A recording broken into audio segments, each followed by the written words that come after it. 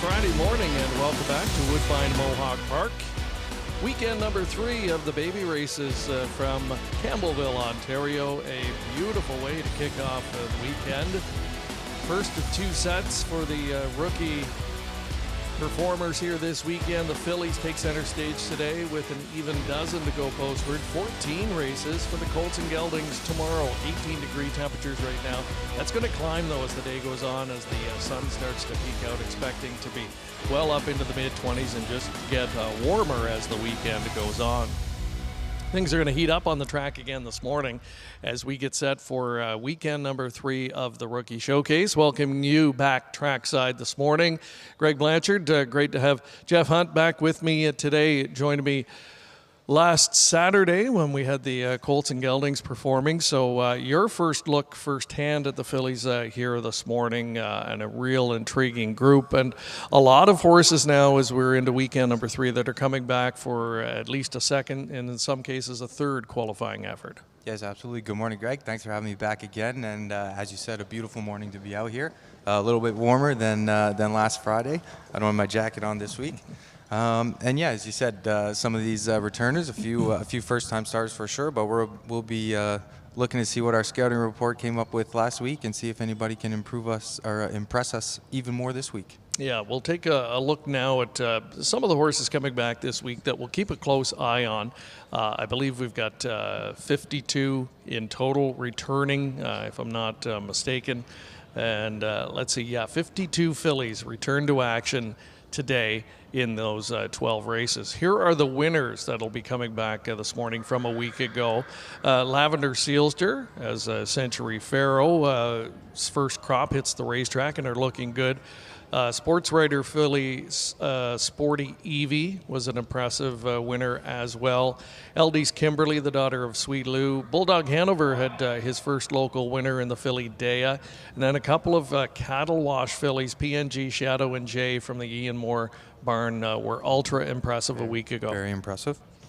So we'll see them back in action today. And, the big question, or what everybody will be watching to see if they can take another step forward. Absolutely. Whether it be in the time department or how they race. I guess what you don't want to see right now, right, is a step backwards. Yeah, you wouldn't want to see a step backwards, that's for sure. Or hopefully if we made a mistake last week, we can clean it up this week.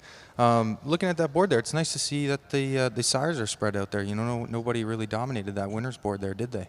Yeah, it was a mixed bag. The new faces that you would expect to see, Cattle Wash, we've talked a lot about him the last couple of weeks, really making a splash. Bulldog Hanover, a lot of anticipation to see his first crop hit the racetrack. A couple of big winners for that sire south of the border at Gateway earlier this week for Team Burke.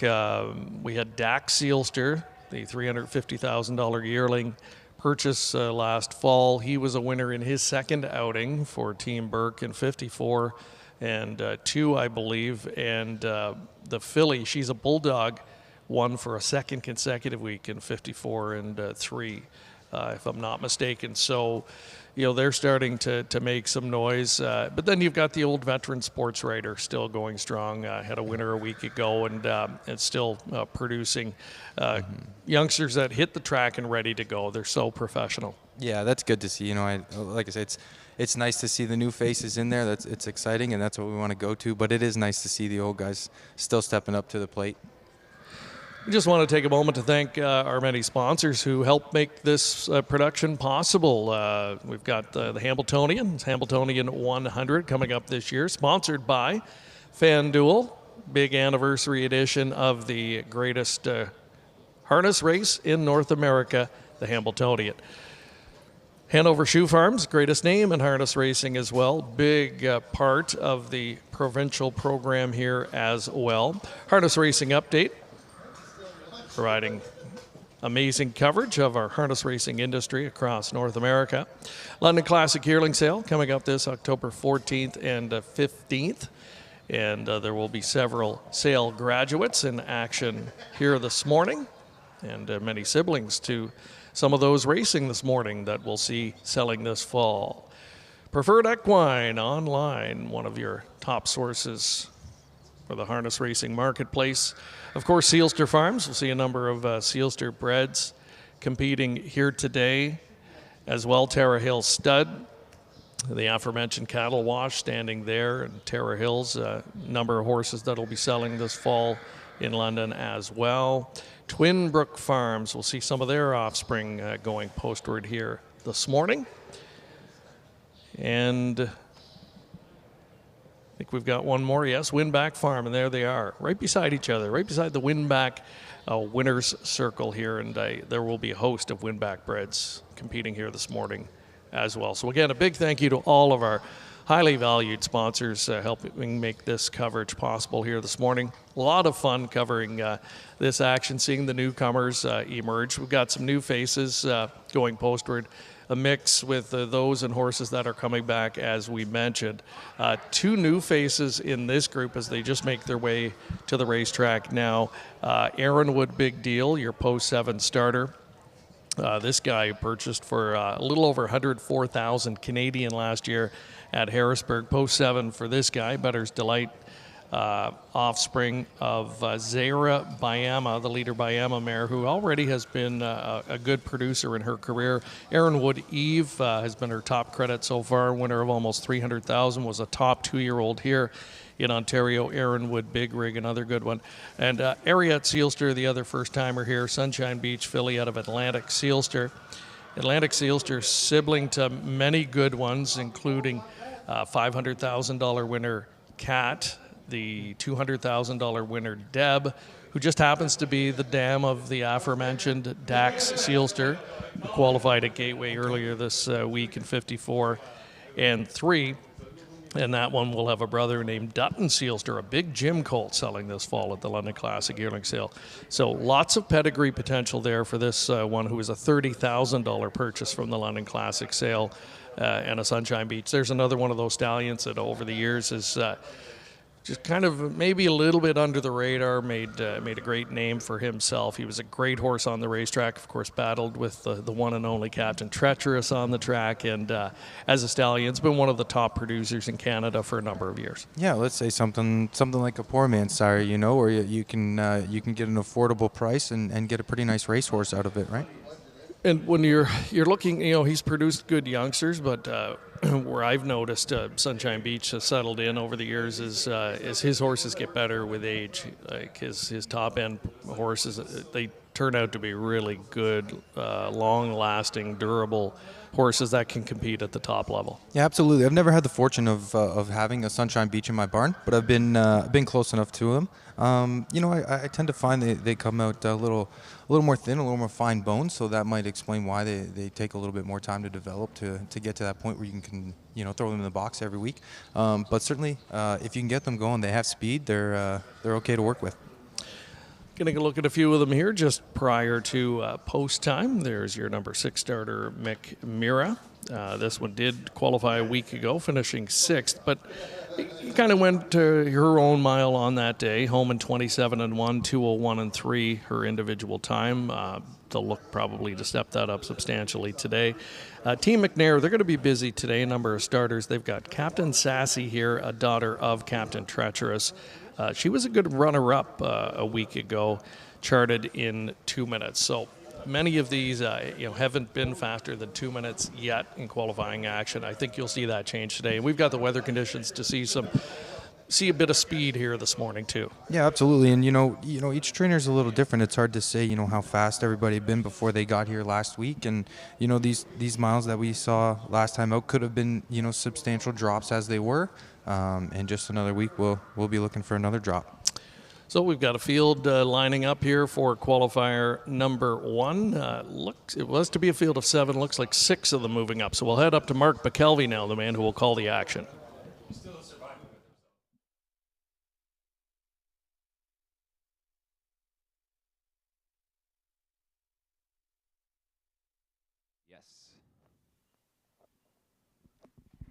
Yes. All right, here we go. Qualifier number 1 on this Friday morning. Scratch number 5, Ariette Sealster. So it's going to be a field of 6. Number 1, Century Montana. Louis Waugh driving for Kyle Fellows. Daughter Bulldog Hanover, $80,000 London Classic buy. The 2, I'll Be Bulldog Beth. Tyler Borth for Victor Putty. $32,000 purchase from the Atlantic Classic. daughter of Bulldog Hanover. 3 is McBubbles. Bob McClure for John Pentland, daughter of McWicked, out of Harrisburg for $12,000 US. 4, Captain Sassy, Captain Treacherous filly. Doug McNair for Greg McNair. A homebred for Frank Brundle. 5 is out. 6 is McMira, McWicked filly. This will be Jonathan Drury for trainer Anthony Beaton, daughter of McWicked. And 7, Aaronwood Big Deal, Better's Delight filly. James McDonald for Beaton. This was a $75,000 US buy out of Harrisburg. Here they come for qualifier number 1.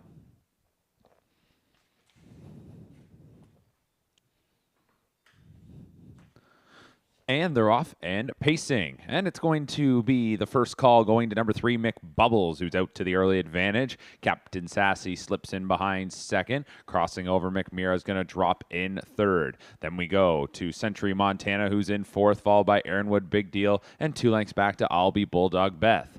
They're heading into the first turn. Bob McClure sent McBubbles out to the top, and it's McBubbles taking them to the opening station. Captain Sassy able to right in behind into the 2-hole. Opening panel was 30-4. So off a 30-4 opening split, they'll have the wind at their backs as they move into the backstretch. So a little bit of a different feel when it comes to what direction the wind's coming from than what we've seen in some of the previous baby races this season. So up the backside, McBubbles by 2. Captain Sassy in second. Third is McMira racing in fourth. That is Century Montana. Aaronwood Big Deal is spotted in fifth. 2.5 lengths back to I'll Be Bulldog Beth, who is sixth. Still a 2-length lead up front here for McBubbles off a 30-4 opener. The half was hit in a minute flat. Onto the far turn after a 29-1 second split. McBubbles still leads it. Front to back, it's about 12 lengths. Up front, McBubbles. Second, Captain Sassy. Third is McMira. Fourth remains Century Montana. Fifth is Aaronwood Big Deal. And it's 4.5 lengths back to I'll Be Bulldog Beth. 5/8 of the mile contested. Still no change in order. Nobody's made a move just yet. And McBubbles is still leading the charge. Second is Captain Sassy. Right behind that one is McMira, who is third. That one had a good kick in its first qualifier. 1:29-4 is the 3/4 time. They're into the stretch, and it's still McBubbles. They're still lined up. Second is Captain Sassy. Third is McMira. In fourth remains Century Montana. Aaronwood Big Deal fifth, and I'll Be Bulldog Beth is in sixth. McBubbles leading it. Right behind is Captain Sassy. Captain Sassy still behind on McClure's helmet as McBubbles is almost home, and it's McBubbles who goes all the way in our first qualifier. Captain Sassy was second. McMira was third. Century Montana. Aaronwood Big Deal. I'll Be Bulldog Beth. 158 flat.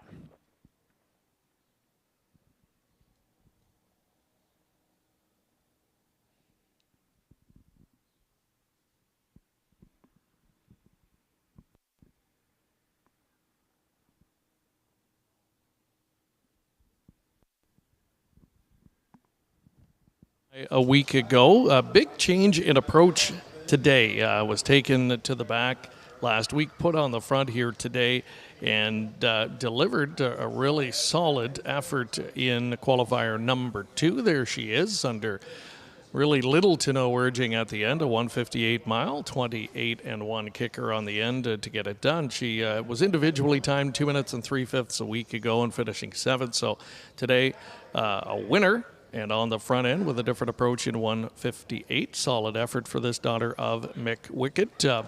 Another guy who's produced a number of solid stakes performers here in Ontario since moving into the Stallion Shed. And another promising young daughter on the rise here. Absolutely. The McWickeds have done really well. You know, that was a fun one coming into. You know, he was maybe a little bit better as an age torch, and you wonder how we do with the young horses, but they've shown up really well. I thought McBubbles looked the best heading onto the track before that qualifier, and right from the word go, she was the best today.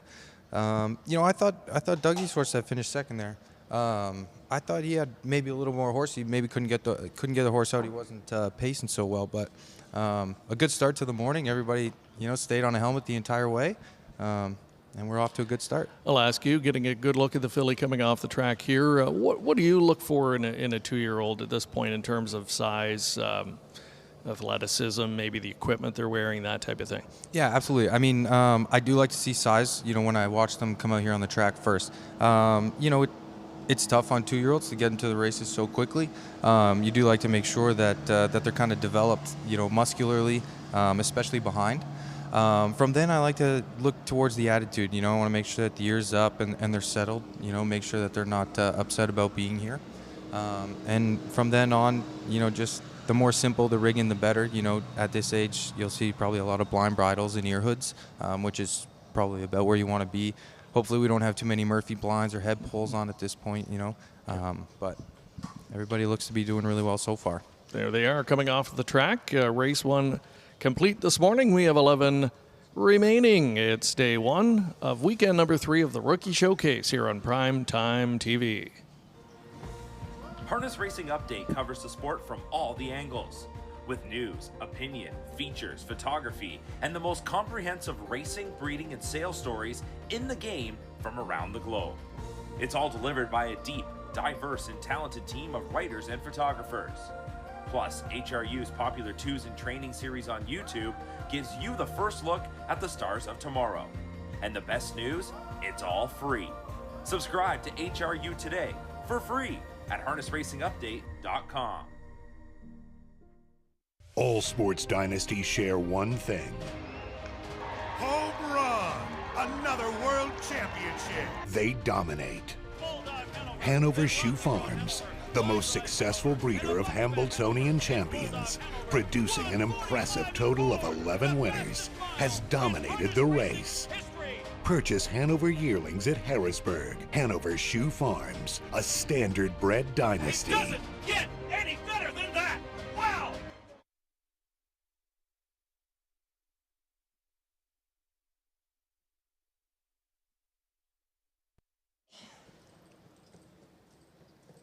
Welcome back to Woodbine Mohawk Park as we switch gears for qualifier number 2.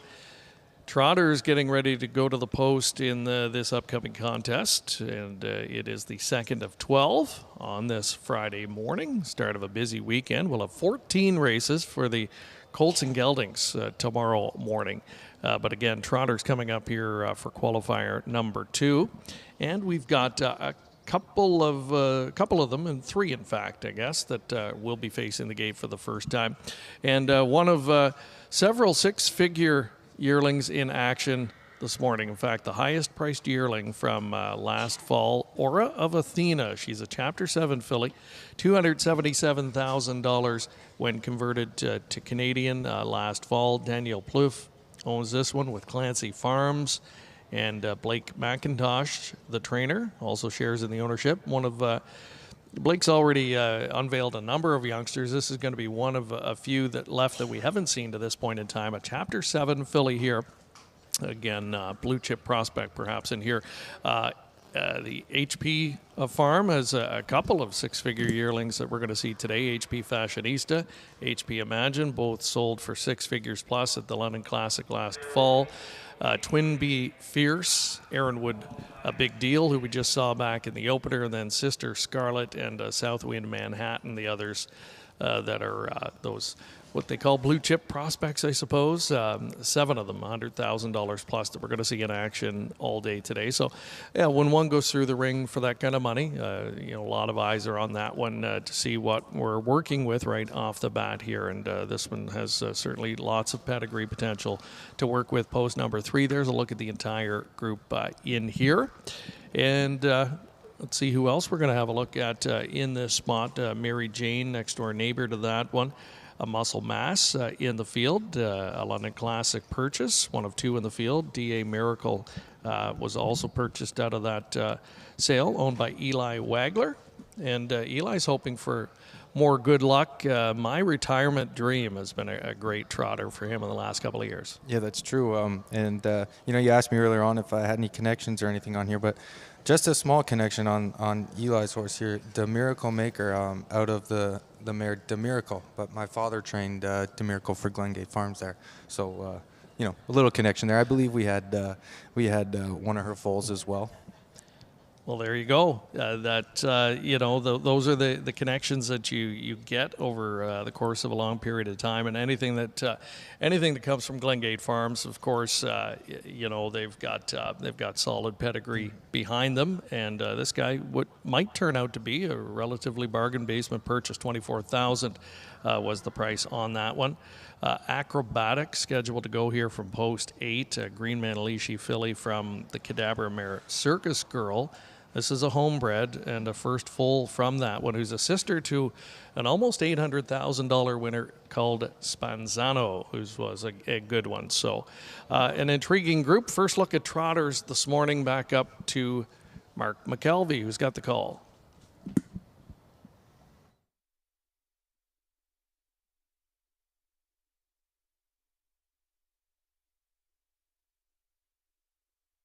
Inside out, one is Walner's Grove, Doug McNair. For trainer Greg McNair, this is a daughter of Walner. 2 is Figuratively, Tyler Jones for Dustin Jones, daughter of Green Manalishi. 3 is Aura of Athena. This is a daughter of Chapter 7, Jody Jameson for Blake McIntosh. This was a $200,000 purchase from Harrisburg. Next up, the 4, Mary J. Muscle Mass Filly, Scott Young for Bob Young, $57,000 buy from the London Classic. Number 5 is Social Wizard. This is a daughter of Alarm Detector, Tyler Borth for trainer Ben Bayarjan. 6 is Tactical Rose, daughter of Tactical Landing, Louis Waugh for Kyle Fellows. This one out of the Harrisburg sale for $20,000 US. Then we're going to go to number 7, DA Miracle Maker, daughter of Alarm Detector, Travis Cullen for trainer Eli Wagler. $24,000 buy from the London Classic. Number 8, Acrobatic, daughter of Green Manalishi, Matt Bax, trains and drives. It's a field of 8, no changes here for this second qualifier, 2-year-old trotting fillies.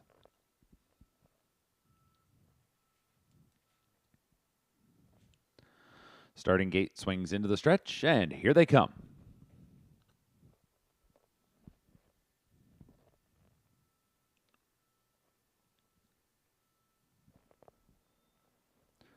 And they're off and trotting. Away well from the inside is Walner's Grove. Everybody else looking for a spot here in the early going. Outside starter Acrobatic might be able to forge ahead of the other 6 rivals to get away second. At the inside is Aura of Athena. Mary J will tuck in behind. Then we go to Tactical Rose, followed by Social Wizard. Second from the back is Figuratively. And the last one in line is DA Miracle Maker. Opening quarter is coming up here for Walner's Grove, who steps out in front. 30-4 the opening split. Walner's Grove leads them out of the first turn. In second is Aura of Athena. That outside starter Acrobatic was able to settle in third. Racing fourth up the backstretch is Mary J. It's 2 lengths then to Tactical Rose, 2.5 lengths back to Social Wizard. 7th is Figuratively, and 8th is DA Miracle Maker. So they're a little gapped out here, front to back. And untouched on the lead, a loose leader here. Continuing to march along is Walner's Grove by 4, almost 5 at the midway point in 101 even. Second quarter was trotted in 30-1. And they're on to the far, 29-4, I should say, and they're on to the far turn. Walner's Grove leading it. It's Walner's Grove and McNair. Second is Aura of Athena. Acrobatic is still there in third. Fourth is Mary J. Fifth is where you're going to find Tactical Rose, Social Wizard 6. 7th is Figuratively. And the last one will be DA Miracle Maker. So Walner's Grove in the second outing, doing the road work today, is by 3/4 in 130-4. And they come to the top of the stretch. And in the lane, it is still Walner's Grove who leads it. Walner's Grove in second is Aura of Athena. And here comes Aura of Athena now trying to take a shot. Third is Acrobatic. And then in fourth is Mary J. Into deep stretch. And Walner's Grove, under no urging here late, has this one. It's Walner's Grove. Second is Aura of Athena. On the outside was Mary J. who got up into third. From Acrobatic fourth. 159-4 for Walner's Grove.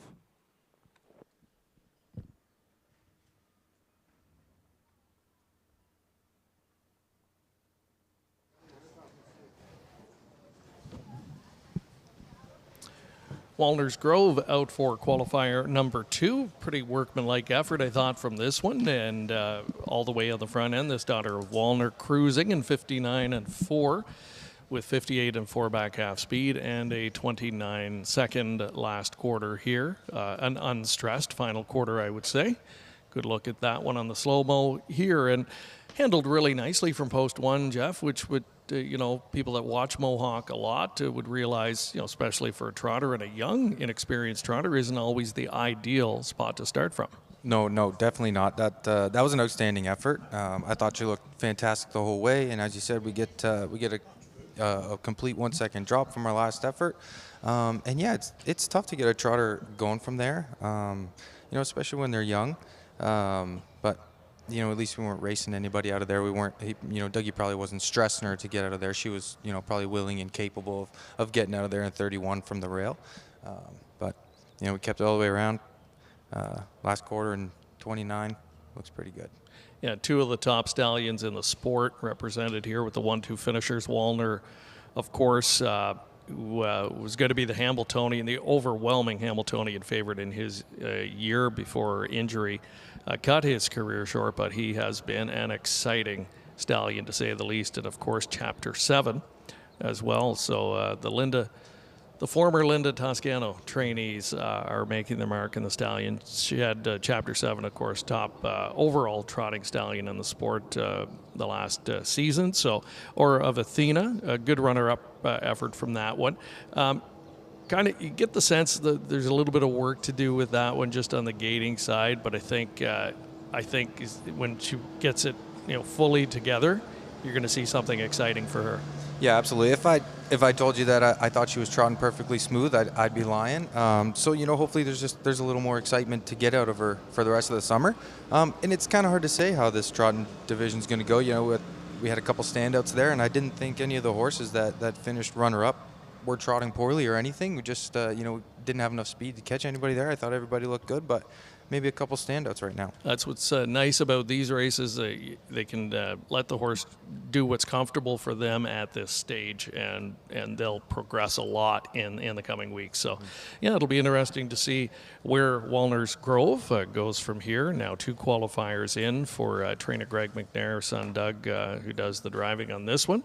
And to see where this one maybe emerges next time out. Expecting some of the others will probably come back at least another time or two before they hit the racetrack in pari-mutuel action.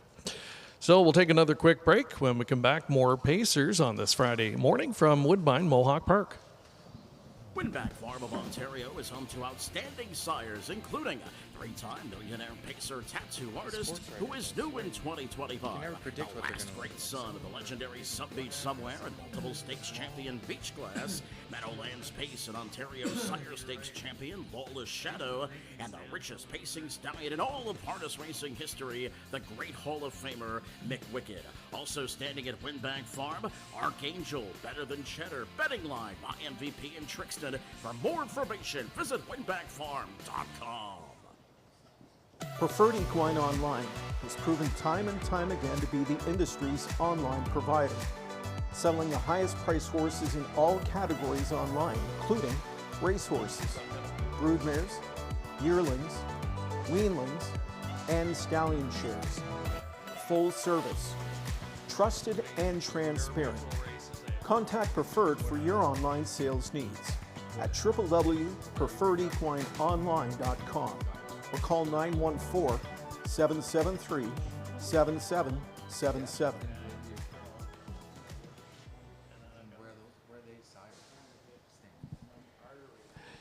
Here we go with Pacers getting set to hit the track for qualifier number 3. A look there at Chicanery. Good name. And this one, a daughter of Cattle Wash, owned by Bill Donovan of Florida. Of course, owned Cattle Wash, and he was here last fall for the yearling sale. Purchased, I think, a couple from that sire last season. Speaking of Cattle Wash, early on this season, he one of the top stallions as we get a look at some of the trainers that we're going to see prominent here this morning. So we'll talk a little bit more about that later in terms of stallion numbers this season. But in terms of trainers this morning that are going to be busy, we've already seen the Greg McNair barn with a winner earlier today, and Anthony Beaton will send out a dozen starters overall as part of the morning session too. Interesting too, Jeff, we've seen certain barns unveil, if not all, most of the 2-year-olds that are going to be hitting the racetrack this season, while others we have yet to see surface, and we'll watch closely in the next week or two some of those stables when they come with their brigades. Yeah, it's it's an exciting time of year to be out here watching these, but we can't get all the excitement. There are still, arguably the best ones are still yet to come, right? So we'll enjoy what we got out here for the day and hope for more to come. There's another Cattle Wash filly called Ridin' the Rodeo, one of 6 starters here who did face the gate 1 week ago. It is a field of 7 again. 6 of them did compete last weekend, and this daughter of Cattle Wash finishing 6th. Charted individually in 2 minutes and 4, but had the fastest final quarter of any of the fillies in this field, 27 seconds on that occasion. Second time out for this one, who was a yearling purchase last fall, converted to Canadian dollars, a $32,000 purchase. One of the 6-figure babies in the field here is Twin Bee Fierce, a Captain Treacherous filly, sold for $125,000 last fall. And another for Team McNair as they look to go back to back. And she made a little bobble at the start a week ago, but a pretty nice recovery after that.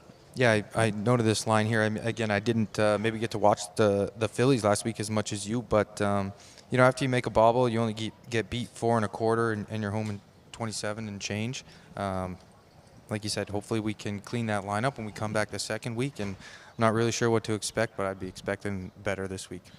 Here's a homebred, and this is the lone first-timer in the field, Kosi Bay Kiwi, a Big Jim filly from Cliff Street. The second foal for her. She was a good one on the racetrack, and her first foal to race is Sugar Pie Honey, and that name might ring a bell for people that have been watching here locally. This 3-year-old filly just getting better as time goes on.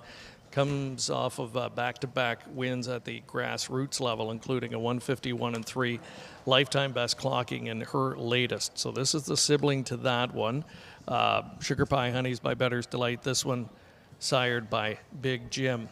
And George Millar likes Big Jims. Yep, and George. And it's easy to see why. Yeah, and George knows what he's doing up there. I'm going to change the subject, go back a little bit. You asked me about connections. I see my man, Mr. Gallucci, up here, and I was an employee of Mr. Gallucci's for a few months a couple years ago, while this mare Kloof Street was in the barn. So shout out to Caroline as well, who took care of her. Kloof Street was not the easiest mare to get along with, and I'm sure that they're all excited for this one to come on the track here. Well, very good. We'll watch this one closely. You can tell us if there are any similarities perhaps afterwards. But right now it's back up to Mark McKelvey with race number 3. All right. Thank you very much, Greg. A field of 8 lining up. 1 is Chargin' Patricia, sports writer filly. Bob McClure for Gabby Sasso. 2 is Chicanery, Cattle Wash filly. Louis Waugh for Dan Legacy. 3 is going to be Twin Bee Fierce, daughter of Captain Treacherous. Doug McNair for Greg McNair, $125,000 coming out of Harrisburg. 4 Lions on the Beach, Bettor's Delight filly. Tony Beaton trains, Jonathan Drury drives. This one comes out of Harrisburg for $20,000 US. 5 Horse with a Plan, a Bettor's Delight filly. Travis Cullen for Jody Cullen. This Bettor's Delight daughter out of the Lexington Select sale for $30,000 US. 6 is Kosi Bay Kiwi, Big Jim filly. James McDonald for Nick Gallucci. 7 is Riding the Rodeo, Cattle Wash filly. It'll be Jody Jameson for trainer Dominic Ledoux. Lexington Select Buy for $24,000 US. And Molly's on Fire is the 8, Sunfire Blue Chip daughter. Out of the London Classic for $18,000. Travis Henry for Jason Libby. Here they come for the 3rd.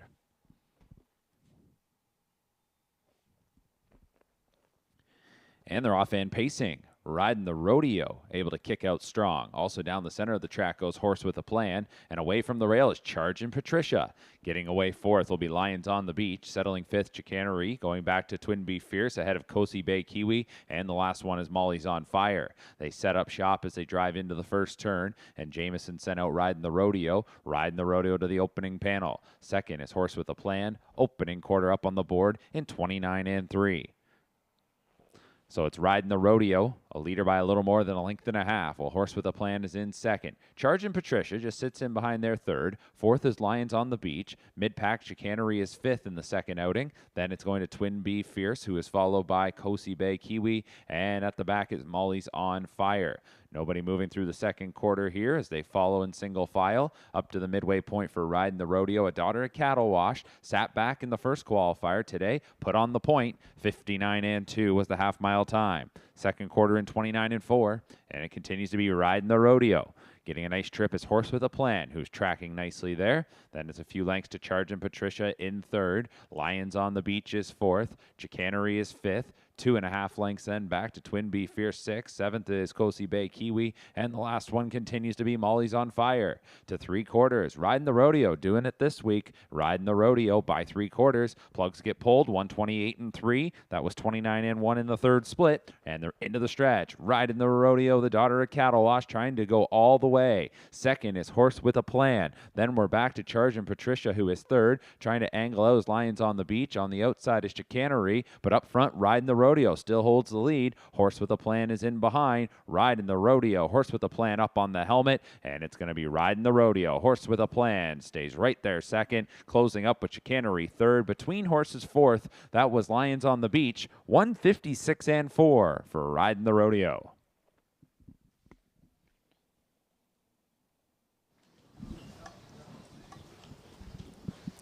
Big step forward today for Riding the Rodeo. 4 seconds in the time department. Last week finishing 6th, individually timed 2 minutes and 4/5.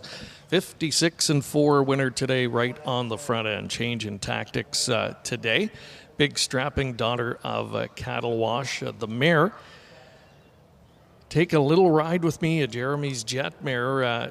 Hasn't produced any world champions, but has produced a lot of winners, a lot of good racehorses. So Riding the Rodeo, a really nice progression here from week to week in her second qualifier. Dominic Gladue trains this one for the stable. Jody Jameson picking up the driving assignment. Horse with the Plan, solid runner-up there. Interesting approach too, right? Really no intent to try and come to the outside. Wanted to stay on the helmet, finish up strong. And this one a full sibling to a good one called Lions Better Day, a career winner of $500,000, a sub 150 mark. Lots of potential here for the top 2 finishers. Mm-hmm. Yeah, it seemed like Horse with a Plan had a driver with a plan as well, didn't he? I would say. And, and looking a little bit further back in the field, there are others that finished up on helmets, finished up, under tight lines. I think there could be another 2 or 3 emerge from this group that if they're back in action next week could really make some noise. And I thought that, while those horses were on the backside, but, it was almost a kudos, to the trainers and the drivers and everyone. But, these horses look fantastic. Like we said, when they come on the track, the ones that stand out are the ones that look improper really anymore, right? And, I haven't seen a horse who looks out of place here. I haven't seen a horse who's acting up or is shying from things or is out in the middle of the track or we've had some who maybe can't keep up to the speed, but nobody who seems out of place. Everybody's been looking fantastic so far. And look at her coming back, the winner Riding the Rodeo. Just looks like an old pro, as many of them do. And we've been marveling at that over the last couple of weeks. The breed has evolved, there's no question. For the most part, these horses, when they get to this stage, they quickly learn what it's all about. Quick thought on that one, the daughter of Cliff Street. First of all, any physical similarities that you were able to notice? Yeah, absolutely. If I think back to Cliff Street, maybe a high-strung sort of thin, panicky mare, and maybe I saw a little bit there with Kosi or Kiwi, whatever they might call her, but maybe a little green off the gate. I saw some head shaking or something. Certainly maybe needs a little bit more development. She'll be out here a couple more times. But, yeah, I certainly saw a little Kloof Street in her. And that was one of the fillies that I thought finished up very lively. Mm-hmm. And it's got a nice big gait to her. So I would expect we'll see a significant progression in her next time behind the starting gate. Whether that'll be in pari-mutuel action or another qualifier, we will see. Let's take another quick break. We'll be back with trotters again. Race number 4 coming up next. The London Classic Yearling Sale, Canada's premier standardbred auction, returns this October to the Western Fair District Agriplex. The nation's leading consigners choose the London Classic, offering hundreds of yearlings by many of the sport's leading sires, all under one roof at one of North America's best venues. Recent sale graduates include Canada's Rookie Pacing Colt of the Year, Stonebridge Wizard, O'Brien Award finalist Paquette, and O'Brien Award-winning double millionaire Logan Park. The London Classic Yearling Sale, where your dollar goes further and where champions are found. Find out more at londonclassic.ca. Preferred Equine Online has proven time and time again to be the industry's online provider, selling the highest priced horses in all categories online, including racehorses, broodmares, yearlings, weanlings, and stallion shares. Full service, trusted and transparent. Contact Preferred for your online sales needs at www.preferredequineonline.com or call 914-773-7777.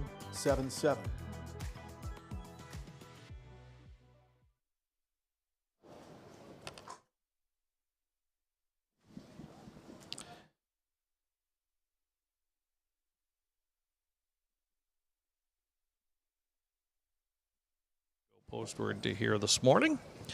So far, so good, Jeff. We were excited last week. You got to watch the Colts in action. There were some head-turning performances a week ago, including Quick Away. We should give a quick shout-out to that one. He was the fastest winner a week ago. He's the fastest 2-year-old in Canada this year. And got his career off, his parimutuel career off on a winning note last night at Yonkers in New York Sire Stakes action. Correct, and if I'm not wrong, he qualified here in 53-2, if I'm correct, that mile, correct. and then went down to Yonkers and showed them the business. 55-1. Yannick Gingras was on board for trainer Blake McIntosh and the ownership connections. Just heard from Blake this morning. Poor Ozzie McKay, the co-owner, flew in and was in the car 3 or 4 hours, stuck in traffic in New York trying to get there, and wouldn't you know it, he missed the race. Right. It's an expensive trip for a picture in the end. That's right. But he got the win, so that at least is going to put a smile on his face. So yeah, real nice start to the campaign for that. Son of American Ideal really turned heads here a week ago.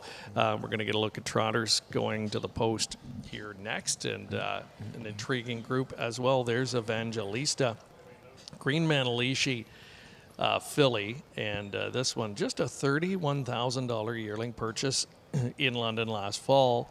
And I think amazing here, Jeff, because this is the first foal from No Angel here. She was a good one on the racetrack, made $80,000, but she is a sibling to 2 millionaires, Righteous Resolve and Duly Resolved. You talk about a lot of potential in the family here.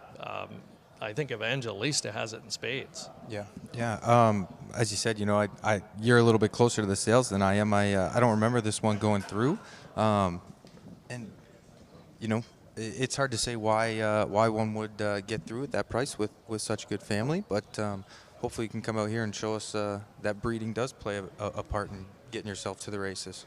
So we'll keep a close eye on that one here this morning. There is a nice look at her, and Meg Crone does the training. Louis-Philippe Bois in the driver's seat here. And this one was purchased by Bill Donovan of Delray Beach, Florida. So we've see a number of his new youngsters in action here this morning. Another London graduate from last year, Stonebridge Chips, daughter of looks like a Chippendale, one of a couple in the field from that stallion. He doesn't produce as many in terms of volume of trotters, but I really like what he's done, and he's made his impact with less starters to work with. Absolutely. Would you say he's kind of that Sunshine Beach sort of trotting sire for you? He sneaks in there. He may a little bit more success than at this Sunshine point, Beach. just based on volume, you're right.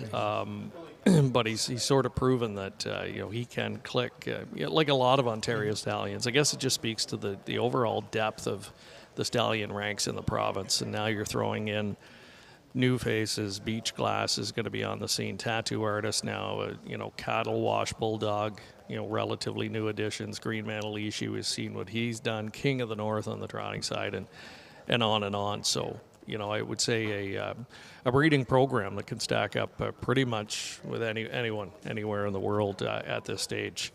Bodes well for the future of the OSS program, for sure. Let's go back up to Mark McKelvey. Mark, how are things from your vantage point this morning? Pretty good, Greg. As you really look at it here today, the wind, as I mentioned, kind of switched directions a bit. So compared to what we'd seen in some of these other weeks, so it'll be interesting to see how that plays as the day goes on. We'd seen some more good final quarter speed in the first couple of weeks with a little wind assistance. No, just for the baby races. Fourth qualifier as they are lined up. One is Stonebridge Chips. Doug McNair for Greg McNair. Looks like a Chippendale filly. 30,000 out of the London Classic. 2, looks to be Magic. It looks like a Chippendale filly as well. Brent Ballore trains. Louis Waugh was listed to drive. It'll be Jody Jameson, 18,000 from the London Classic. 3, Southwind Manhattan, a Muscle Hill filly. Matt Bax trains and drives. Lexington Select Buy for 75,000 US. 4 is Time All Electra, Green Manalishi filly. Mark Etzel trains and drives. This one comes from Harrisburg for 45,000 US. 5, Evangelista, Green Manalishi filly. Meg Crone trains. Louis Waugh drives. 31,000 from the London Classic. 6 is Press On Ballykeel, a Wheelin' and Dealin' filly. Tyler Borth for Josh McKibben. 7 is Kennedy Hanover, Green Manalishi filly. James McDonald for Blake McIntosh.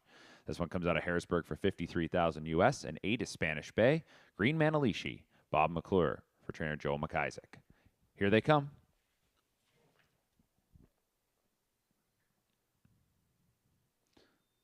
And they're off and trotting, and a break at the inside for number 1, Stonebridge Chips.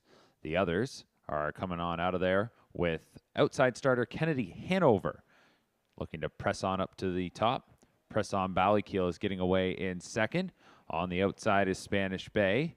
That one's going to be forwardly placed from Southwind Manhattan in 4th, followed by Looks to Be Magic. Lined up Time O Electra, getting in behind Evangelista. And the last one is Stonebridge Chips.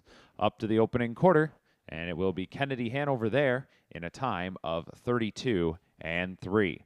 So again, they're trotting into the wind as they were coming down the lane. Now we move into the backstretch with the wind at their backs. That wasn't a whole lot of urgency from many of them in that opening quarter. Kennedy Hanover, a daughter of Green Manalishi, fronts them here by 3. Second is Spanish Bay. Press On Ballykeel is 3rd. 5 lengths end back to Southwind Manhattan in 4th. Tracking that one closely is Looks to Be Magic.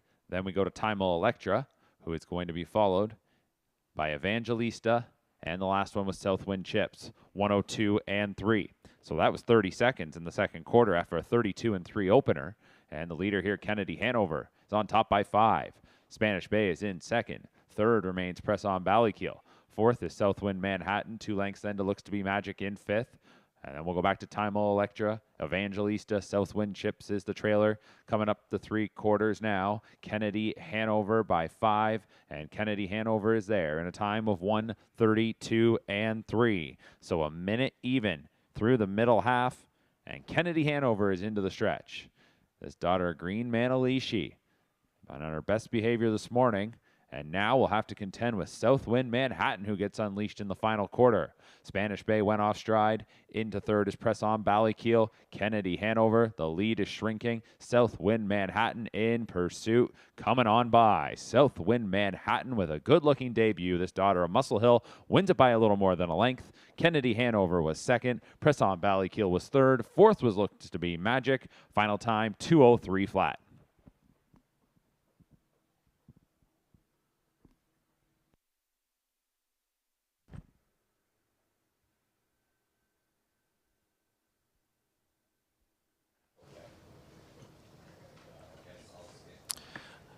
A 2:03 measured victory here for Southwind Manhattan. This one a Muscle Hill filly from the Cantab Hall mare. Mother May I in Matt Bax trains, and he was in the driver's seat today for the back stable, along with Alan Saul, Neil Miller. And yeah, that's your ownership group of this one. Southwind Manhattan, one of those 6-figure babies we talked about earlier in the show. Getting it done here, 2:03, a minute and 2 on the end. And, head down, nice kind of way of going for this daughter of Muscle Hill. And we'll see if she can continue to go forward from here. 2:03, not as flashy in the time department. A couple of breakers in there as well, and we were thinking as we watched it, that's something we haven't seen much of the last couple of weeks. It's almost strange to see one breaking at the start right now. So I guess that speaks to how professional, for the most part, these youngsters have been. Yeah, I was thinking that as that race was getting started there, maybe we jinxed it or something, but that one was a little sloppier than the ones we've seen before. And again, the time of the mile doesn't really impress me too much, but again, there was some confusion off the gate there. Some of them didn't want to go forwards, and we just maybe set the first quarter up a little too slow to really go much of a better mile. I thought it's hard to say what James and Blake's horse was really going to be like this week with just the distance across the line. I thought she looked well. Obviously, maybe like getting picked off so much for the last quarter and 30 seconds. But on the same token, I thought that Southwind Manhattan here looked super down the lane. Like, you're not really upset getting beat by a horse who looks that good coming across the wire. So we are 4 races down. We have 8 left to go here this morning. We'll take another quick break and be back with more of the Rookie Showcase next. O'Brien Award Breeder of the Year, Tara Hills, is home to harness racing's most exciting young stallions. Green Manalishi's first crop has taken Ontario and the Grand Circuit by storm. It includes Peaceful Way winner Mona Lishi. with World champion Cattle Wash has seen multiple New Jersey Sire Stake winners from his first crop, including final winning filly Reckless Abandon. His 2024 yearlings are eligible to the Ontario Sire Stakes. Don't miss your chance to buy one of their sons or daughters this fall. For more, visit terrahills.com. I'm awfully glad I won. The Hamiltonian, it's one of the most prestigious races. It's quite a thrill. This is one of the biggest thrills of my life. We delivered. The horse delivered. It was amazing. I can't believe it. I am stunned. I'm absolutely stunned. This is obviously the pinnacle. It's just something that I can't explain. This is just an absolute dream come true. It feels good now, but I'm sure it's going to feel even better tomorrow. For me to do it, this is my moment. I might have got a little excited.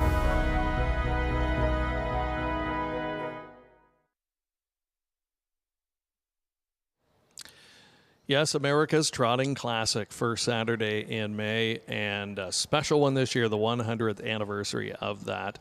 We always wonder at this time of year, are we looking at any potential Hambletonian horses? But as we've seen over the years, Highland Kismet comes to mind. I mean, he wasn't even on the radar until almost into the 3-year-old season and made that meteoric rise and came close to winning. And the great Carl, of course, getting it done on that occasion. As look at the sires, an early look at the leading sires this season in North America in terms of overall win for 2-year-olds, and there is Cattle Wash. So not surprising. We knew, he was really doing some good things here, turning some heads the first couple of weeks, and he's tied with 2 others, Rockin' Image, Long Tom on the trotting side, both stand south of the border. I believe Long Tom's Ohio, and Rockin' Image, Indiana, if I'm not mistaken, or perhaps Ohio. I'd have to double check. I should know that. But, so there's Cattle Wash, good impact so far. And then the fastest horses, we talked about Quick Away. He's the fastest in North America for 2-year-olds at this stage and was a winner last night on the half-mile oval at Yonkers. Yeah, impressive, and it's awesome that still shows his qualifying time up here a little faster than his race time, right? Which we were a part of. We got to see. Did you get to see the race last night at all? Or I haven't. I'm going to watch the replay. I just saw that he had won very handily. I saw the win photo. He was on top by 5 or 6. Yannick Gingras driving. So, mission accomplished for him in his first go-round. On the trotting side, Big Ranger, a son of In Range, and Diabolical Hill, a Muscle Hill offspring. Saw Muscle Hill click here in qualifier number 4, and he's got the co-fastest 2-year-old trotter in North America at this point. But those times are not going to stand long, Jeff, as we know. No, they won't. As we head out to this next qualifier, we get our first. Going to look at them coming out here. Jeff's going to check them out coming out to the racetrack as we switch to the. We're back on the trot here, actually, for this one. And let's see. No, definitely a pace. I was one. I switched my program one race too late. So here we are. Yeah, we're back on the pace. We've got 7 of them to go postward in this one. Let's look at some return winners here. We had a graphic earlier today showing that we've got, I think, 6 or 7 coming back who competed last week and won, and 2 of them go head-to-head here. Lavender Sealster, post 1, and Sporty Evie from post 3. Lavender Sealster, daughter of Century Pharaoh, the second foal from La Capella, and she is a daughter of Capello Rose, who's produced 6 $200,000 winners, including Rockapella, winner of $950,000. This filly I thought looked good last week, getting it done with 27 3 final quarter speed, and was able to hold on the front end. Louis Philippe Bois back on board, and Sporty Evie, daughter of sports writer, couldn't have looked, I think, any more solid than she did last week, winning handily in 59 3, and I thought had something left in the tank, and we'll see probably a bit of a drop in time from one or both of those here this morning, I would expect. Yeah, hopefully. You've got a couple other on the outside who can close up well here. Showed a couple good miles. I think I was going to say as they were walking out here, we get our first look at a Dr. Ian Moore trainee this morning. If I had my bet, it's going to look like Louis cutting this one out, and we'll see if Sporty Evie's got any more in the tank this week, and if she can stay closer. A couple that you talked about that showed good closing speed last week, racing from off the pace. Naughty Delight, number 5. She was third a week ago, 27-4 home in a 58-3 individual time. 5-star rating. The Control the Moment filly will leave from post 6 today. She was 5th, home in 27-3, charted in 2 minutes. And we've already seen this morning some of those horses that raced off the pace last week changed up the tactics and were handled more aggressively today. 2 first-timers in here as well. Number 2, Cackleberry, Cattle Wash filly for the Dustin Jones stable. Tyler will be in the driver's seat. Going to catch up with Tyler after our midway point intermission here this morning. He's got 4 that he's driving this morning for his dad, Dustin. Westland Hanover's the other first-timer, Better's Delight filly out of Wiggle at Hanover.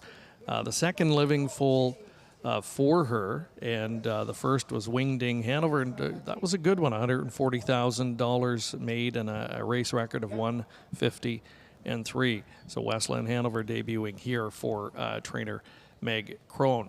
So I guess we'll put this back to you. Put the trainer's hat on. If you have a baby here that's won last week, coming back today, what are you hoping to see from them? Well, again, I know Ian a little bit. We know how Ian likes to go. I'm gonna assume that maybe we want maybe something around 55 here, probably for Lavender from the rail. And again, these other guys, Sporty Evie, Naughty Delight, 5-star rating, to see if they can close up and stay close enough.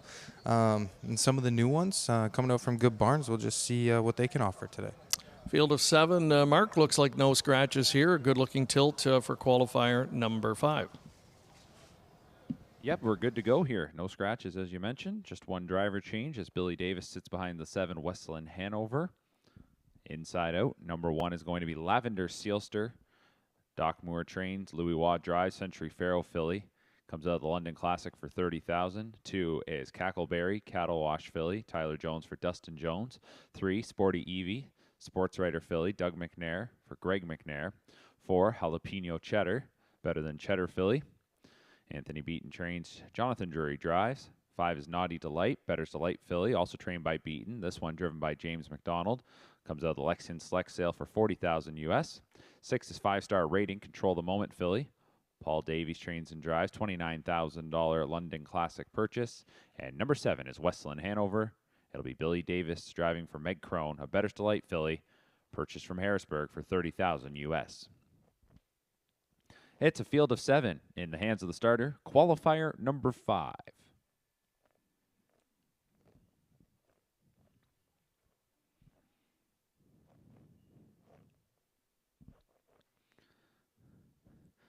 And they're off and pacing. Inside starter Lavender Sealster is scooting forward. 5-star rating is crossing on over. Probably going to be able to drop right in to a wide open 2-hole there as Sporty Evie lets that one settle in there.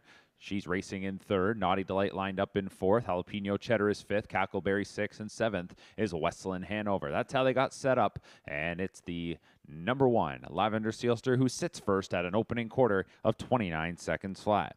Lavender Sealster, this is a daughter of Century Pharaoh, second qualifier for her, and she was a winner in her debut a week ago. She went 157-1. And here she is leading the charge. She made a second quarter brush to the lead. Today, trying to go all the way. 2nd is 5-star rating. 3rd is Sporty Evie. 4th is Naughty Delight. 5th is Jalapeno Cheddar. Then we're back to Cackleberry. And the last one is Westland Hanover. 57-4 was the half. Second quarter was a little bit quicker than that opening split. It was 29 and then 28-4. And it's Lavender Sealster for Waugh. She leads it by 2. 5-star rating is almost right there with the leader, as that one is 2nd, just a little off the lead. 3rd is Sporty Evie. Naughty Delight's right behind that one. Jalapeno Cheddar is 5th. And then back to the final pair in Cackleberry and Westland Hanover. Lavender Sealster at 3/4 in 126 and 2.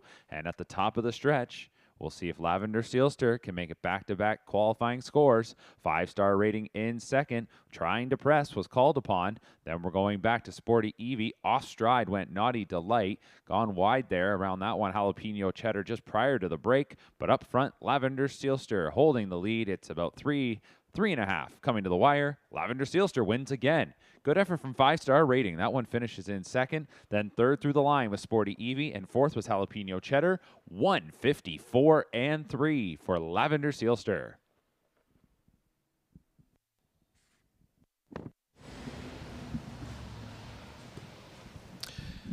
Well, Jeff, you were close. You missed it by a couple of fifths of a second. You said they'd probably be looking for something around 55 today with this filly. 54 and 3.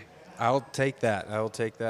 As a win. And there we go. And what about this body language? Yeah, again, superb looking filly. Like I said, you were asking about connections, and I should have a little more connections with the Ian Moore barn, being at the same farm and having caretaker Riley Groom, shout out Riley, living with me.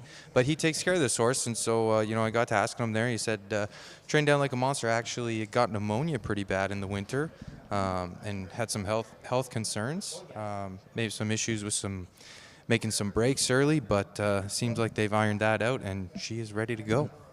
A lot of production in the family. We talked about that beforehand.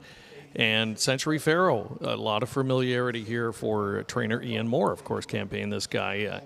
He was a good one. Made $1.5 million, and when at his peak, he raced against the very best in North America, a Breeders' Crown winner, and now standing at Sealster Farms, and didn't get as many mares as some of the other, I guess, more high-profile stallions, if you want to call them that. But I'll tell you what, from a small sample size, I really like what I have seen so far. And you would know they were looking very good at the sale this fall. They're looking fantastic. I think this is his only winner, but now a 2-time winner. It's good to see them. And again, I guess these connections, they come up more and more as we talk about them. But at the same time, I was working for Gallucci. Dr. E. Moore was on the other side, and that was at the time he had Century Pharaoh. Dustin Boyd was taking care of him. They used to call him Dave. He was actually a very nice stallion to be around. It's nice to see him do well. For sure. So, he's. They have a look to them. They what strikes me is they're good-looking individuals from a physical standpoint. There's a nice look at the runner-up in there, 5-star rating. But yeah, the Century Pharaohs, good-looking individuals, and their demeanor I'm also impressed with. And of course, they've got talent. We're seeing that on the racetrack too. 5-star rating, Daughter of Control the Moment. Another one of those sort of maybe unheralded stallions that has produced many really nice horses here in Ontario. Sporty Evie, I think Connections would be very happy with that, finishing third, but lowered her time substantially. Absolutely, and like we said, it looked like Lavender Sealster was probably going to be the best in here, and we just wanted the best effort out of everybody else. We did get a little confusion in the stretch there. Not everybody wanted to do it perfect today, but 3 of them did very well anyhow. So there's the winner again, Lavender Sealster. Quickest of the day so far, 154 and 3. We'll take another break. We'll be back with qualifier 6, Trotters, when we return. All sports dynasties share one thing. Hold on! Another world championship! They dominate.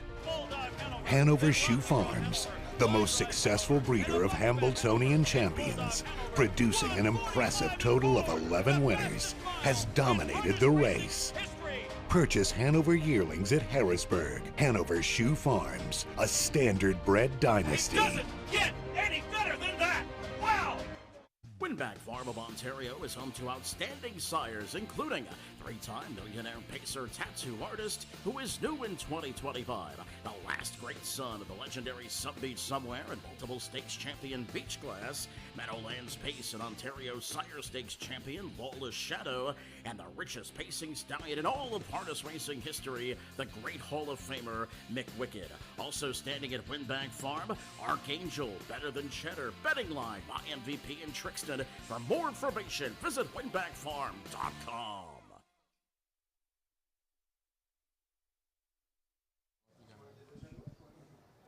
We're on the trot, qualifier number 6 at the midway point of a busy Friday morning session, 12 races in total. Thank you for joining us this morning on Prime Time Racing. It's the Rookie Showcase weekend number 3. Number of six-figure babies going postward this morning. 2 graduates from the London sale, both bred by Claude Hamel of Quebec. HP Fashionista is one of them, and we're going to see that one in action here. She has posted number 5. Tyler Borth teaming up with Ben Bayerjan, $135,000 purchase. Muscle Mass filly, she's the 3rd foal from the Broadway Hall Mare Fashion Goddess. And this one a sibling to HP Extra Ice. She's been a good one, a career winner of more than $200,000 to this point, a 53-2 record. Good look at HP Fashionista there. Nice big filly as well. She looks like she's got the game face on. Absolutely, she looks like a Ben Bayerjan trotter out there, doesn't she? Yeah, there's another guy that I'm sure you've watched over the years, and year in, year out has a great field, great stable, especially some of the top trotters we see on the circuit. Mm-hmm. Yeah, and he's standing right here in front of us. Right in front of us, he is. Yep, and there's Tyler going to join the show, and Dustin. What's the word? Do you like this filly? The game's perfect. Come on in for a second. Put it on the mic. Let's get him in on the fly. What are your thoughts on this filly? Well, she has a perfect gait, but she's a little lazy on the side. She's come a long way in 1 month. So we'll see. This is the second time we get her behind the gate. So in watching her there, we were saying, she kind of looks like she's ready to go. You're saying she's a bit lazy, is that? Yeah, she's a bit lazy, but second time today behind the gate, so hopefully she'll pick it up. Looks like she'll pick it up. And what are you hoping for today? What do you want to see from her today? Is there a time target? Do you just want to see her do it the right way? What are you looking for? If she goes 2-3, 2-4, I'll be happy. So as long as she follows and she's okay. And this one bred by Claude Hamel. I assume you would know Claude well over the years, right? So, he produces so many good horses. So it must be fun to have a couple of these in the barn. Yeah, it's always fun to train for him. He don't bother me, so that's good. Well, listen, we'll let you go watch it. Okay. Thanks a lot. Okay, good luck. That's Ben Bayerjan again. What a great career he has had here in Ontario. Of course, started out in Quebec, and Mario, his brother, one of the top drivers for decades. And so he knows a good horse. I think he knows at this point a youngster if he's got one that's got the tools at least. Exactly right, and that horse, a horse with a plan. We've got a horse with a plan here and a driver with a plan. Like you said, you wonder what the strategy as the trainer is, but first time out here, the qualifier for this filly, as Mr. Bayerjan says, we're just going to try to get off the gate properly. We're going to try to follow along and close up well, and we'll come back next week and try to do it even better. Nice look at the one that we'll leave beside her there. Number 4, Miss Mass Appeal, one of several sent out today by the tandem of Greg McNair, son Doug, who's driving. Muscle Mass filly, she was a solid runner-up a week ago in her first try.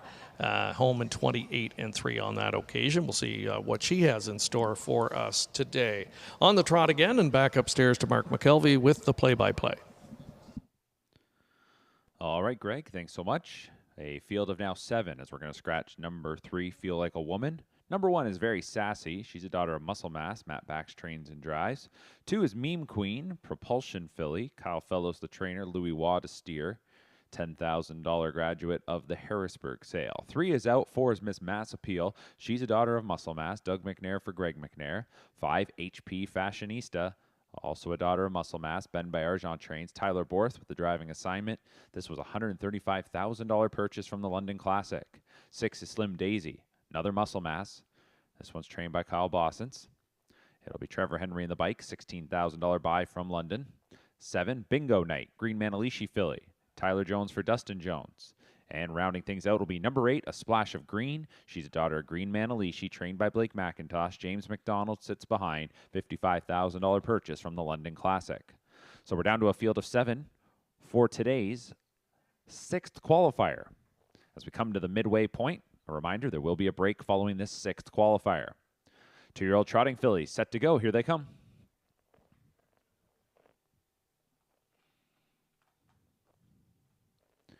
And they're off and trotting. Slim Daisy, Miss Mass Appeal. Those two get out of there quickly. They'll sit 1-2. Coming down the center was HP Fashionista, a splash of green to the outside. Very Sassy is away 5th, followed by Meme Queen and Bingo Night. So it's Slim Daisy who gets the top, and in second will be Miss Mass Appeal. Coming across, a splash of green. She settles 3rd. Racing in 4th, the debuting HP Fashionista to the opening quarter in 31 seconds flat. So Trevor Henry leads the way with Slim Daisy. In second is Miss Mass Appeal. 3rd then is a splash of green. 4th up the backside, HP Fashionista. Right behind that one is Very Sassy 5th. Meme Queen 6th, and 7th is Bingo Night. It's a couple of Muscle Mass fillies who are 1-2. It's a 2-length advantage for Slim Daisy on Miss Mass Appeal. A splash of green, looking to rebound today, is sitting there 3rd, 3.5 off the lead as they were by the half in 1 minute and 4/5. Second quarter trotted in 29 4. And up front, we've got 3 of them in a nice tight pack as they go by 5/8. Slim Daisy by 1.5 lengths from Miss Mass Appeal. A splash of green right behind her 3rd. 5 lengths going back to HP Fashionista in 4th. Very Sassy tracks that one 5th. Then to Meme Queen. And last is Bingo Night. Coming to 3/4 and tipping out from 4th. The first one to move. That's Very Sassy. At 3/4, Slim Daisy there, and 131 3. So Slim Daisy has taken them all the way. They're into the stretch. Can we get another gate to wire winner? Slim Daisy in second. Miss Mass Appeal fanning out was a splash of green. Very Sassy in 4th. Then back to Meme Queen 5th. So under attack was Slim Daisy, and going by was Miss Mass Appeal. And on the outside is a splash of green. Miss Mass Appeal inside, a splash of green on the outside. These two to decide it, and it was at the inside. Miss Mass Appeal who wins. A splash of green was second. Very Sassy was 3rd. Slim Daisy was 4th. 2:01 flat.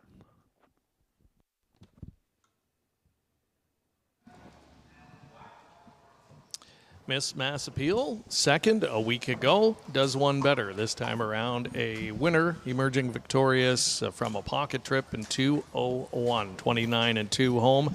Outkicks the closing a splash of green. A nice rebound effort from that one. She was a winner in week 1, miscue last week, 3rd qualifier today for her, finishing 2nd.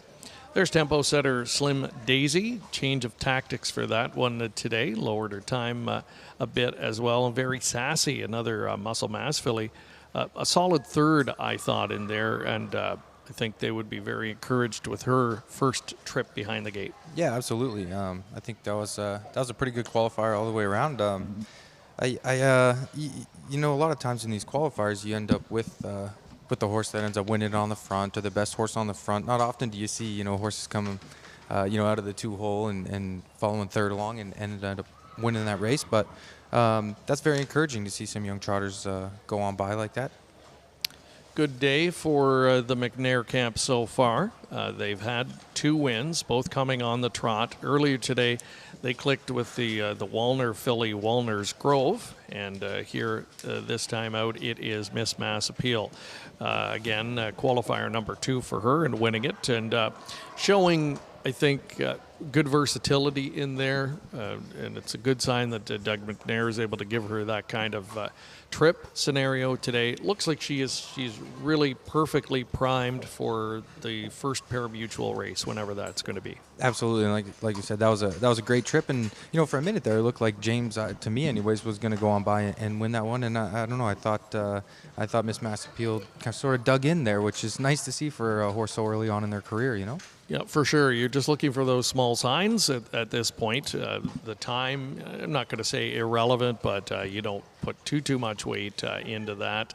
There's a look at HP Fashionista. You know, and talking to Ben there, you could tell he didn't expect too much today in the time department for her. Just, I think, looking for that additional experience behind the gate, and we'll take something away from that. And she looked super. She trotted very well, as he said. Exactly, and you know, maybe the next time out or 2-3 starts in, that's when you'll start to look or hope to see that improvement or whatever. And you know what, it may or may not happen. That's the thing with 2-year-olds. They progress at different rates. Sometimes it clicks like a light switch going off, and for others, they're already ready to rock, and we're seeing some of that today. Yeah, and she went 2-3, 2-4, just like he'd planned and he wanted, and we'll come back out, try to do it faster next time. And some of the times those lazy ones, especially early on in the career, maybe it's a little bit better, and as they don't hurt themselves, they don't go too much, and we'll slowly develop. So there's the scene this morning. It's been a busy morning so far. We're just at the midway point, so getting ready for our intermission. That'll give you time to take a break, grab a snack, maybe top up the coffee, and come back for the second half of the show. As mentioned earlier, we're going to try and get Tyler Jones on here. They've had a busy day. He's got a little bit of a break in the action, so we'll see if we can get him to sit in for a quick segment when we return. But we'll take an intermission right now for the next 10 or 15 minutes. Horses will be warming up for the second half of today's session. Hope you're enjoying the coverage. Stay with us. You're watching the Rookie Showcase on PrimeTime Racing.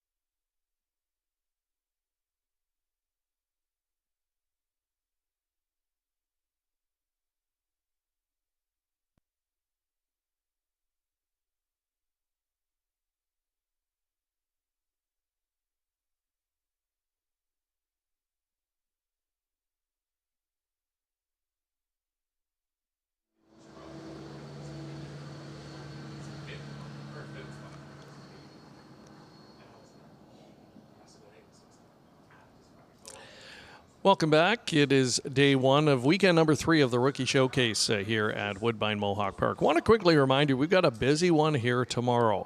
14 races. The Colt and Geldings will be competing here tomorrow morning.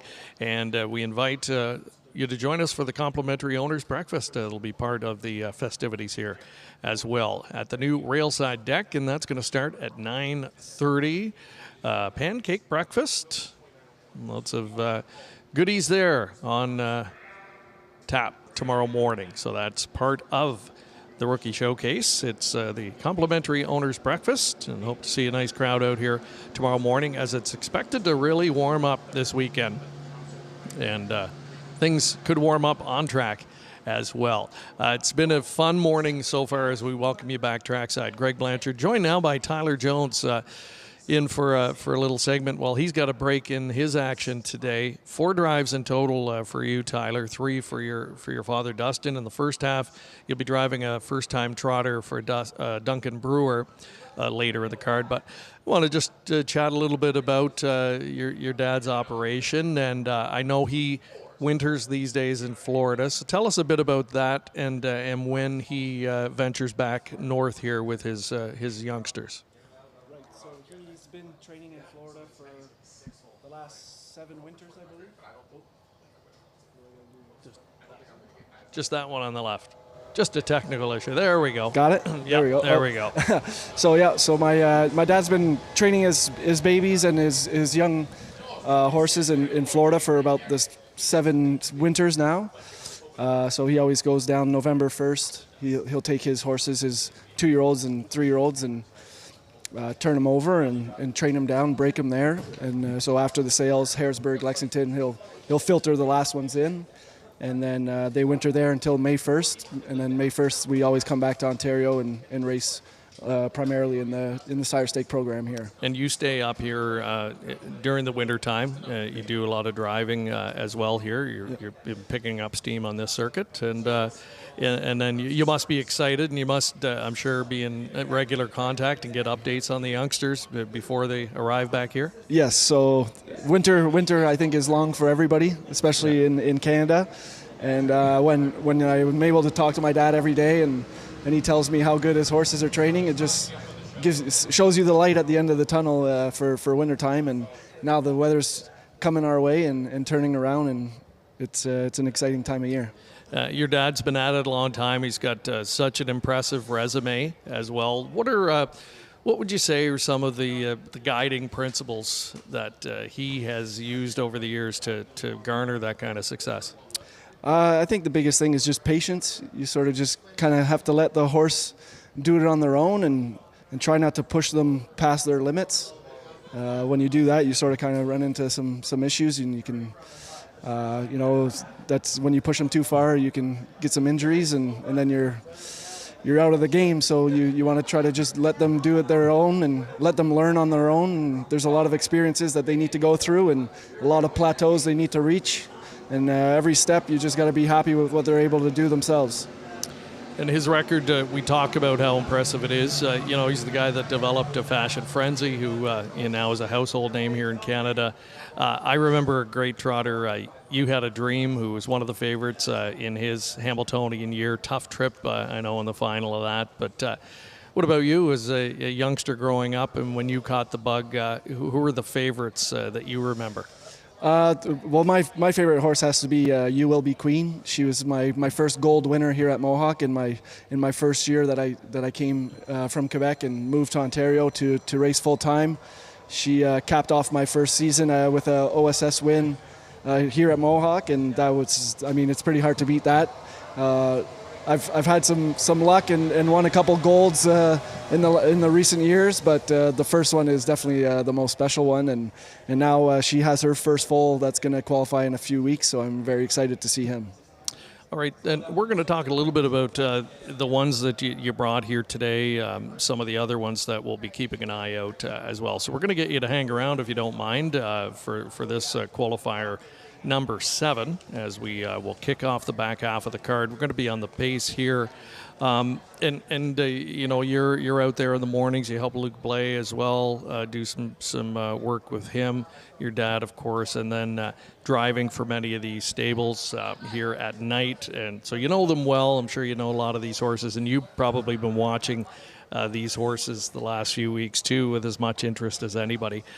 One that really turned heads last week was PNG Shadow for Dr. Ian Moore. Maybe you thought on Doc Moore's operation, and you know, we're getting used to seeing this year in and year out, and this one sired by Cattle Wash, a stallion that's having quite an impact too. Yeah, there's a lot of cattle washes that are making noise right now, so it's just going to come down to who's got the best one. They all seem to do really well. My dad and I qualified one in the 4th race, a nice cattle wash filly. She did everything she had to do today, but like I said, there's a lot out there, and we're just going to have to see who's got the top 10, the race in the gold, and who's got the best one at the end of the year. So they're getting set to go here for this 7th qualifier. Again, we'll take a break. We'll chat a little bit more with Tyler after that. We've got a couple in here, in fact, 3 of them that are going to be facing the gate for the first time, and also in the field that impressive winner from last week, PNG Shadow. Let's see what's in store from her this weekend. Back up to Mark McKelvey with the call. All right, thank you very much, Greg. As the horses are lining up, a field of 7 for qualifier number 7. We resume with today's action going into the back half. Driver change on 2, Cosmic Crisp. It'll be Trevor Henry. Number 1, Tanya Seelster, a Better's Delight filly, trained by Peter Brickman. Travis Henry drives. This one came out of Harrisburg for $5,000 US. 2 is Cosmic Crisp, McWicked filly. Herb Holland trains Trevor Henry to steer. Lexington Select Buy for $13,000 US. 3 is DA Black Beauty, Shadow Play filly. Greg McNair trains, Doug McNair drives. $13,000 from the London Classic. 4, Rising Shadow is a daughter of Shadow Play. Jacques Dupont trains. The driver is J.R. Plant, $33,000 London Classic grad. 5, Poisonous Delight, Better's Delight filly. Jonathan Drury for trainer Tony Beaton. This one from the Lexington Select sale for $22,000 US. 6 is LD's Gina, Poppy Rob Hanover filly. James McDonald for Beaton. This one came out of the Lexington sale for $60,000 US. And 7 is PNG Shadow. Dr. Ian Moore trains. Louis Waugh drives. She's a daughter of Cattle Wash. A field of 7 set to go for today's 7th. Here they come.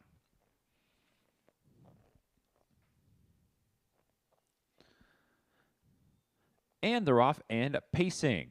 Pretty even beginning across the board here. We'll see who wants to come away with the lead. LD's Gina is going to push ahead now. To the inside is DA Black Beauty. Here comes PNG Shadow. Have to think a few of them are waiting on that one. It's Rising Shadow in 4th. On the outside is Poisonous Delight 5th. Then to Tanya Seelster 6th. And 7th is Cosmic Crisp.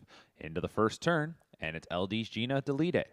Racing in 2nd is DA Black Beauty. PNG Shadow settles for the time being 3rd. 4th is Rising Shadow, then to Poisonous Delight, followed by Tanya Seelster, and the trailer's Cosmic Crisp. 31 and 4 was the opening quarter. Pacing fillies move into the backstretch, and out from 3rd, here comes PNG Shadow. So the waiting is over, as that one will rush up to the lead. The daughter of Cattle Wash, an impressive winner last week in her qualifying debut, moves to the top. LD's Gina relegated to 2nd. DA Black Beauty tracks closely 3rd. Racing in 4th is Rising Shadow. 5th, coming to the midway point, that's Poisonous Delight, who is followed by Tanya Seelster, and the last one, Cosmic Crisp. 1 minute and 3/5 was the half-mile time.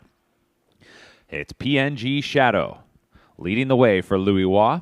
LD's Gina in 2nd. Got covered up there going to the midway point, and we'll track the leader. 3rd is DA Black Beauty. Underway now. Poisonous Delight is advancing on the outside. Now moves up into 4th. Rising Shadow is inside 5th. Then Tanya Seelster 6th. And Cosmic Crisp is coming to the outside. PNG Shadow at 3/4 in 1:30 and 2. So she'll spin for home and certainly look to sprint away. PNG Shadow now gets the separation of 4 lengths coming to the 8th pole. LD's Gina in 2nd. DA Black Beauty is 3rd. Poisonous Delight at that one's wheel is 4th. Followed size Cosmic Crisp.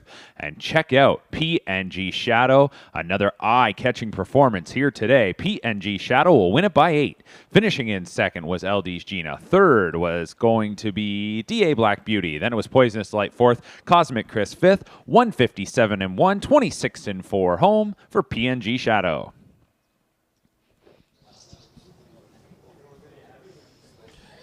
So PNG Shadow going to get done again, 57-1. The overall time, not much difference, but that last quarter was sparkling. Tyler, 26-4, kicker on the end, doing it on her own. Maybe talk a little bit about what Louis would have been, what his approach would have been early on. It looked like he, by design, wanted to get her in behind some horses and follow a helmet for a while rather than just kind of jet her to the front again. Yeah, I think last week was basically just a go around and see what she can do, and she proved that she's got a little talent. And today I really liked the way that Louis just got off the gate and made a remove at the 3/8, and the horse responded extremely well and looked like she made a pretty professional debut again today. And there is a look at her, a good-looking physical specimen, and as most of Doc Moore's are, right? He's got a pretty good eye when he's picking out youngsters. Yeah, no, she that second quarter was really impressive. That's 28 and something there for the field, so she went a really good second quarter and was able to back it down, go 29-4 in the third. So that's pretty impressive to be able to pull off a couple moves like that already in her second start. We've been talking about the mannerisms of these horses and how professional acting they are as a whole. How much have you seen that evolution in your time in racing in terms of how the youngsters how quickly they learn the ropes?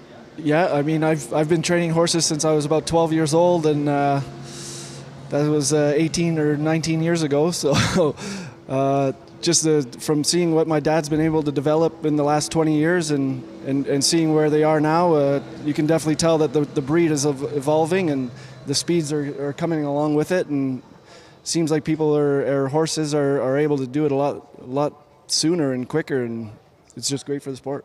All right, let's take another quick timeout. When we come back, we'll talk a little bit more with Tyler, one more segment about his horses that he unveiled earlier today, his drive coming up a little bit later, and much more. We are into the back half of today's coverage here on Primetime Racing.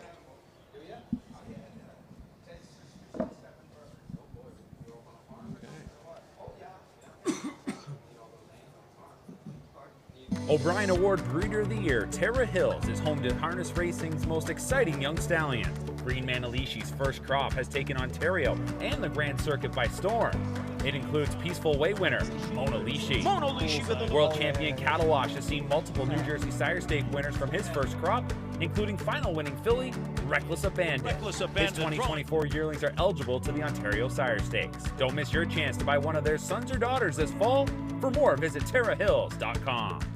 The London Classic Yearling Sale, Canada's premier standardbred auction, returns this October to the Western Fair District Agriplex. The nation's leading consigners choose the London Classic, offering hundreds of yearlings by many of the sport's leading sires, all under one roof at one of North America's best venues. Recent sale graduates include Canada's Rookie Pacing Colt of the Year, Stonebridge Wizard, O'Brien Award finalist Paquette, and O'Brien Award winning double millionaire Logan Park. The London Classic Yearling Sale, where your dollar goes further and where champions are found. Find out more at londonclassic.ca.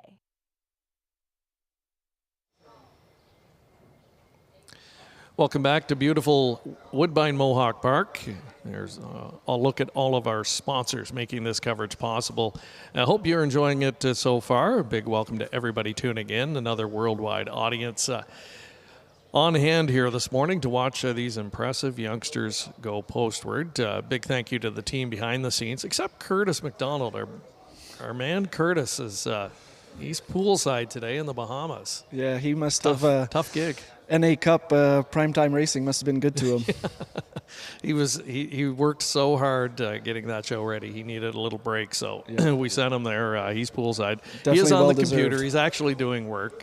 He's never far from that. So, and he'll be back tomorrow. Quick shout out to Jamie. She's definitely the brains and the brawn of that operation. So shout out to Jamie. And Tyler said it, not me, Curtis. So there you go. Great to have Tyler Jones joining us for a few more minutes. We're going to keep you here. Talk about the horses, just your overall group of 2-year-olds this year. You were telling us it's a mixed bag. You've got American breds, Ontario breds, and kind of everything in between. Yep. So my dad and I, we have 11 2-year-olds. A lot of them are homebreds. He's got 10 mares of his own, so it's a mixed bag for sure. But we know the mares well, and we've done our homework on them, and they've all raced, or most of them have raced, and we've liked them. And now we're finally getting to the prize, and hopefully some of these horses turn out for them, because it's been a lot of investing, but I think we're doing the right thing. And you had 3 babies in action earlier this morning in the first half of the card. What were your hopes for the 3 coming into today? We'll talk about them a little bit individually. Yep. So these 3 horses were horses that wintered in Florida. So they today was actually their first time they've ever traveled to Mohawk Park. We've trained them a lot at the home farm, at the training center, and we were able to gate train them a few times. So they've had that experience behind the gate, so we weren't too worried. But it's definitely new sights and new surroundings for them today, and they all got around, and the trotters stayed flat, and the pacer did well. So we're really happy. It was a good morning. Yeah, figuratively, the first one you went with, Green Manalishi. You said you had her individually timed around 2:04, which is right where you wanted to go. You had Cackleberry, a cattle wash filly, on the pace. Her first start, she came up against Lavender Sealster in that real quick 54 and 3 mile.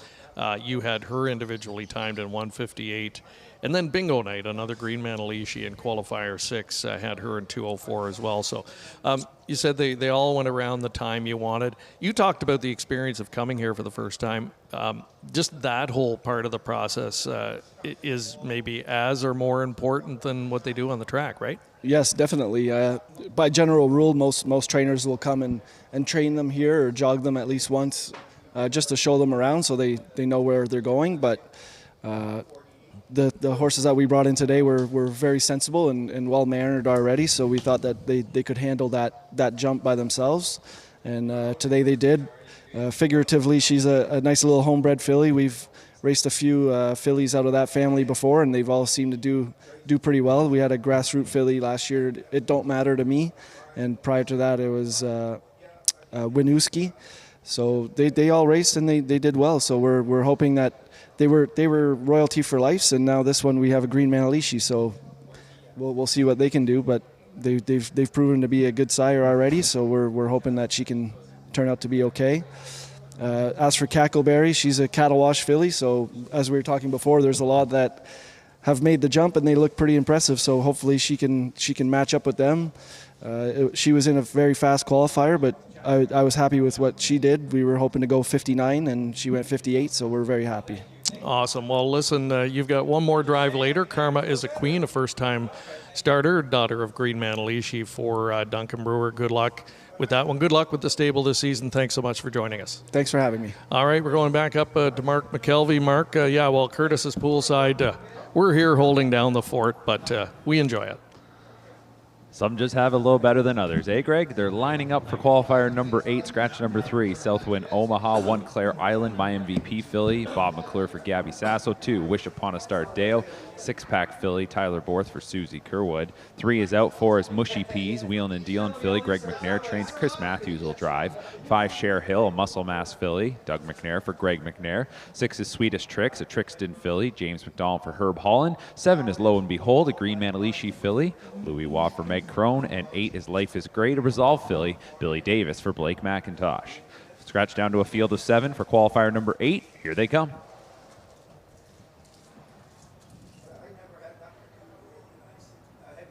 And they're off and trotting. It's going to be Life is Great from the far outside. Coming away quickly will be Cher Hill, Wish Upon a Star Dale, also with some good strides in the opening 8th. It's Claire Island holding ground at the inside.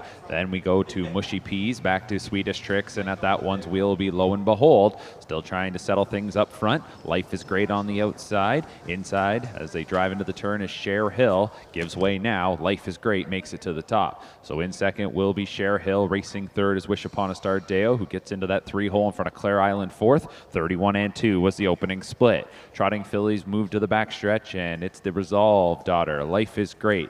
Third qualifier for her, and for the first time, she's put up on the lead. In second is Cher Hill. Third is Wish Upon a Star Deo. Fourth is Claire Island. Then racing in fifth is Mushy Peas. Back to Swedish Trick sixth, and seventh is Lo and Behold. Single file and tightly packed as they make their way up to the midway point. Out of the 2-hole now comes Cher Hill. That one will look to loop around on Life is Great as they're by the midway point. Half-mile time, 1:02 and 4. So we get a lead change as they make their way into the far turn, and Cher Hill, the daughter of Muscle Mass, has taken the top spot here for McNair. Life is Great is in second. Tightening up, looking to close the gap. Third, Wish Upon a Star Deo. Then we're back to Claire Island in fourth. Fifth is Mushy Peas. 2 lengths into Swedish Tricks, and another 2 to Lo and Behold. Cher Hill looking good on the lead, coming to 3/4. Life is Great second. Wish Upon a Star Deo still there third. 3/4 clocking, 1:32 and 1. They'll step for home as they took it up a notch there in the third panel, and they're into the stretch. Cher Hill trying to draw away on Life is Great. Wish Upon a Star Deo now angling out for fourth, and then we go back to Claire Island in fourth. Less than an eighth of a mile to go, and the Muscle Mass filly Cher Hill is looking good. She leads it by 4, made that move to the lead at the midway point, and goes on to victory. A good rebound score here for Cher Hill. Finishing in second, Wish Upon a Star Deo. Life is Great, the early leader, was third. Claire Island was fourth. 2 minutes and 3/5 for Cher Hill.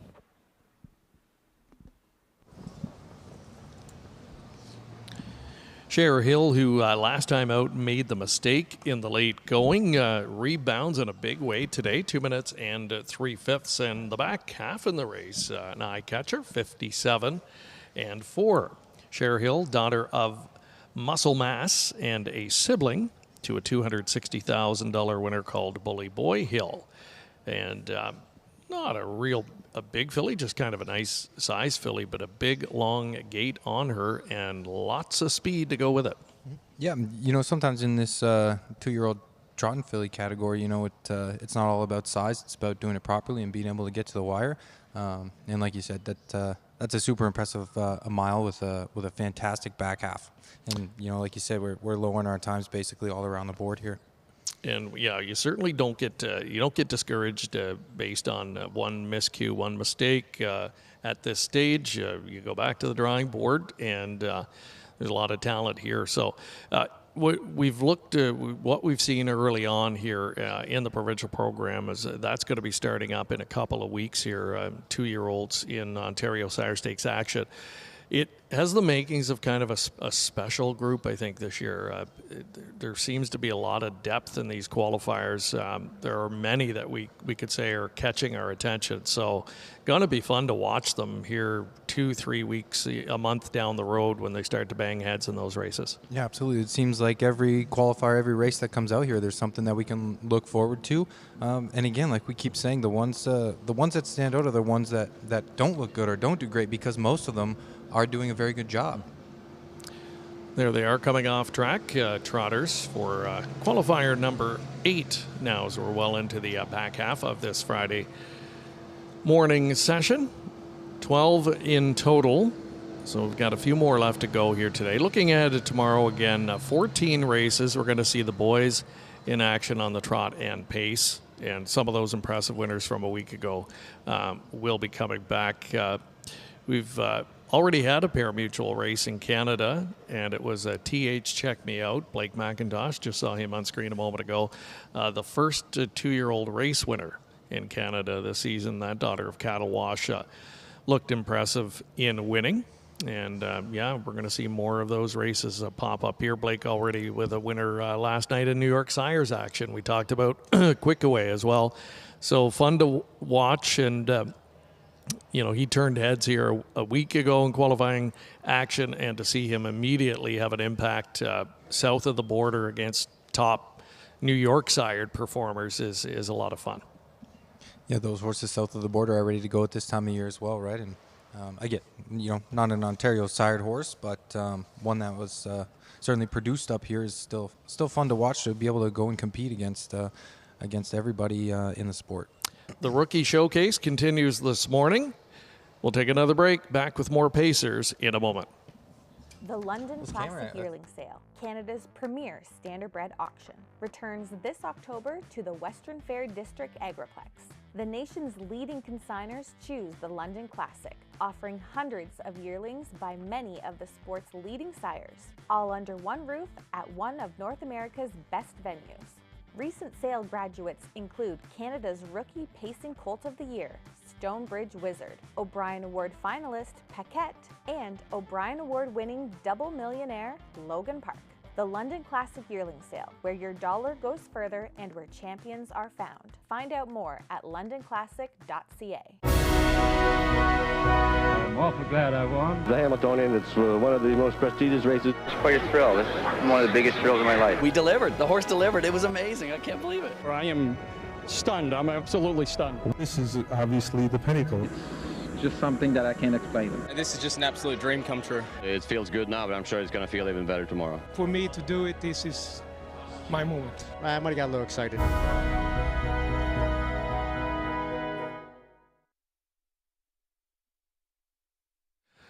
Busy morning here at the Campbellville Oval, and busy for some barns as well.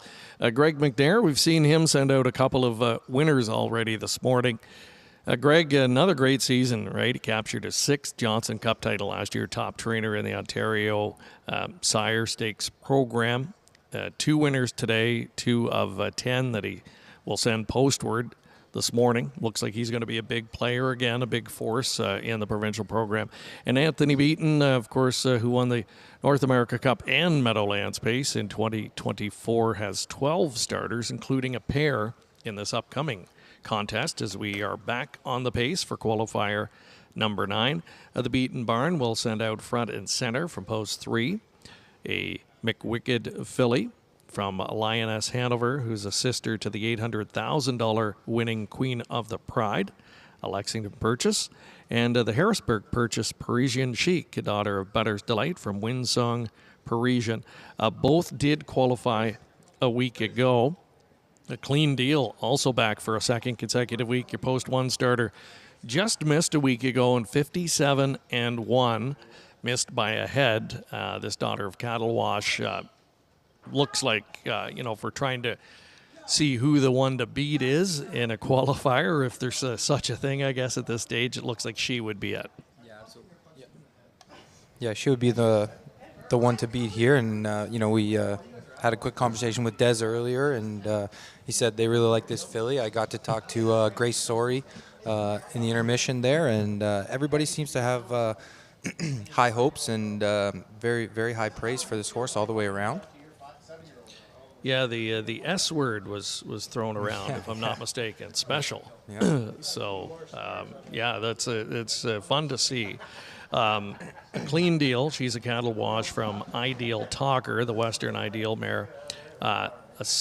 Comes from a great family. She's a sister to 7 winners of $100,000 plus, including $705,000 winner Town Gossip.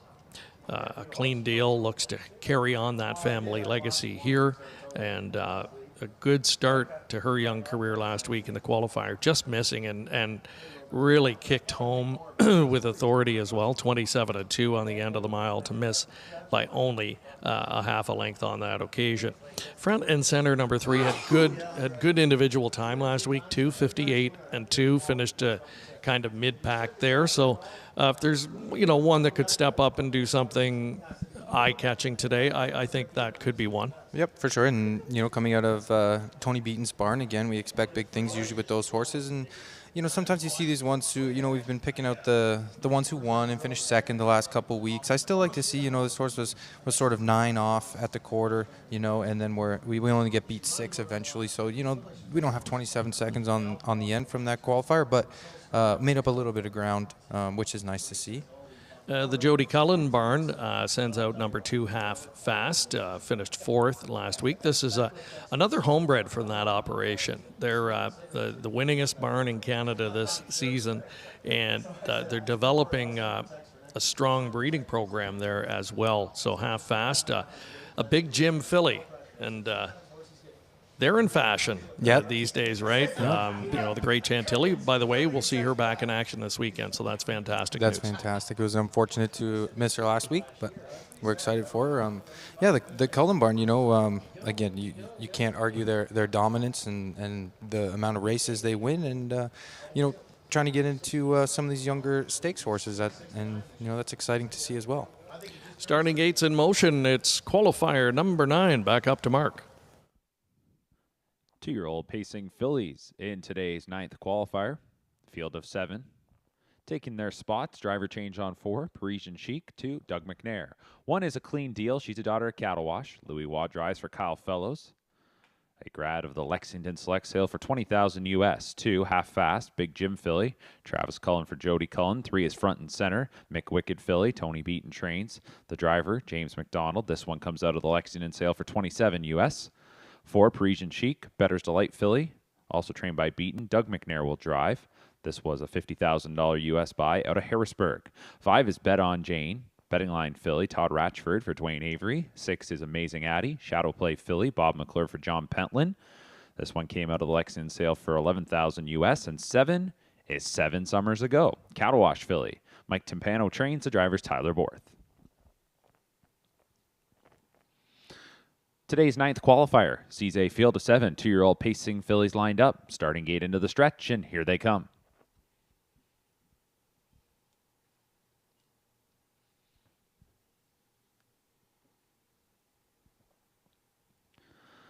And they're off and pacing. Amazing Addie. Going to drive ahead out to the early lead. At the inside is a clean deal.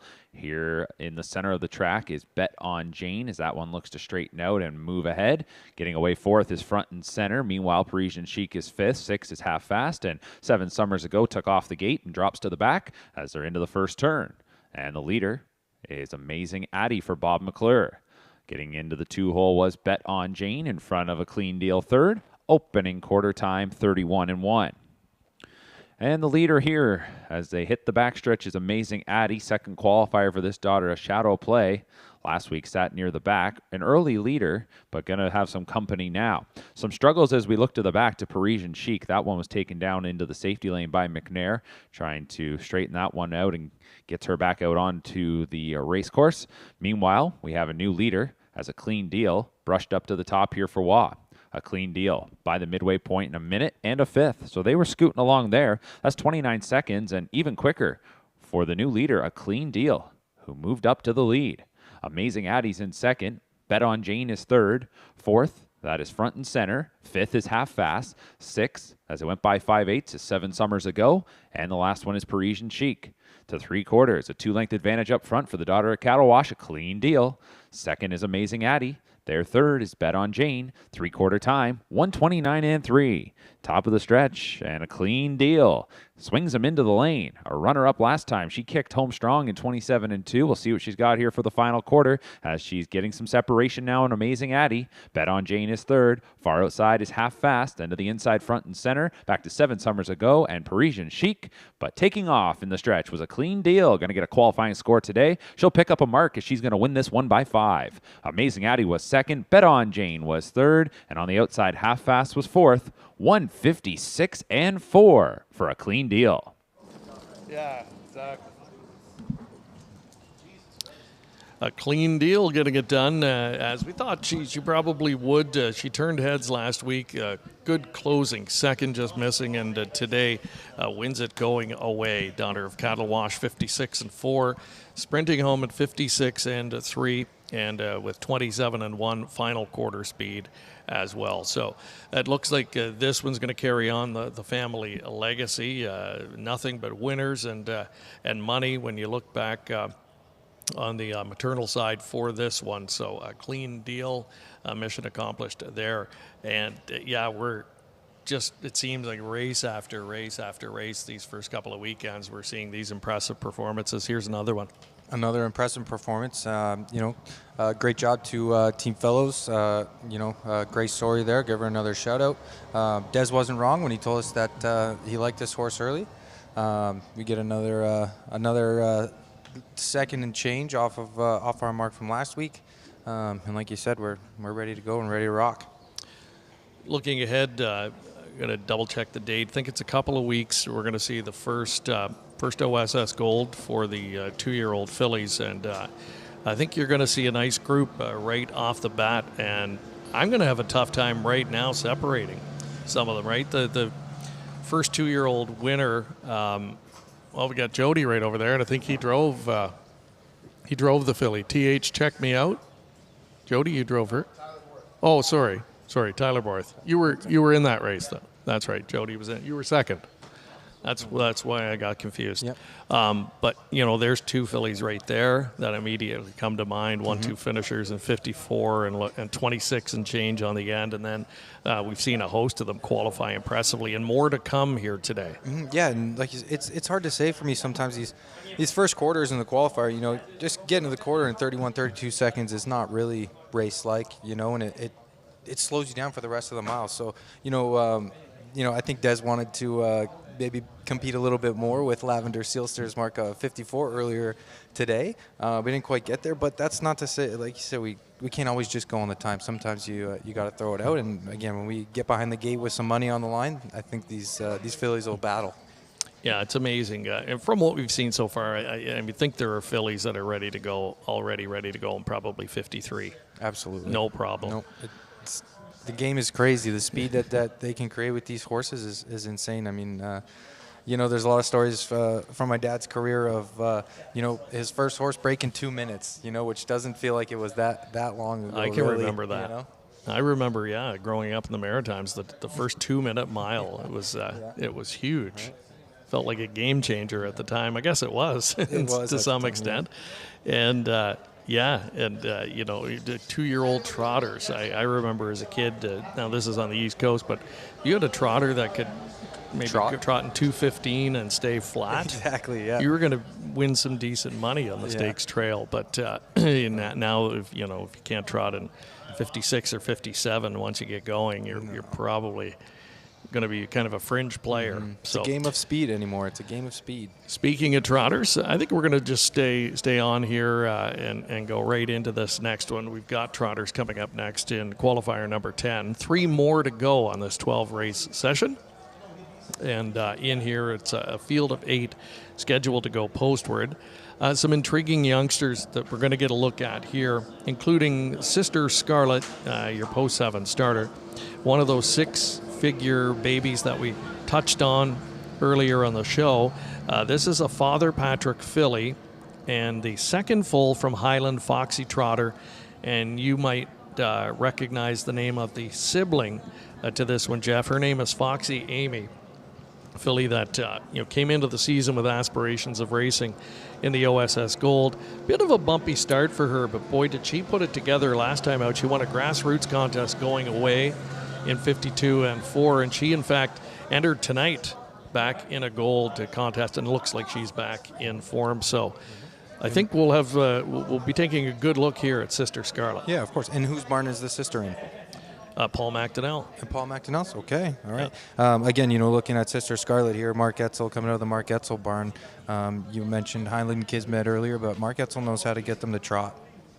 He certainly does, and those are the types of trainers you look at and you expect to be here on days like this with impressive-looking babies. We'll see some London Classic Sale graduates in here. Another of the 6-figure yearling babies from the London Classic HP Imagine, from the Claude Hamel breeding operation here, sibling to 3 $100,000 winners, including HP Titania Runner, who's banked $450,000.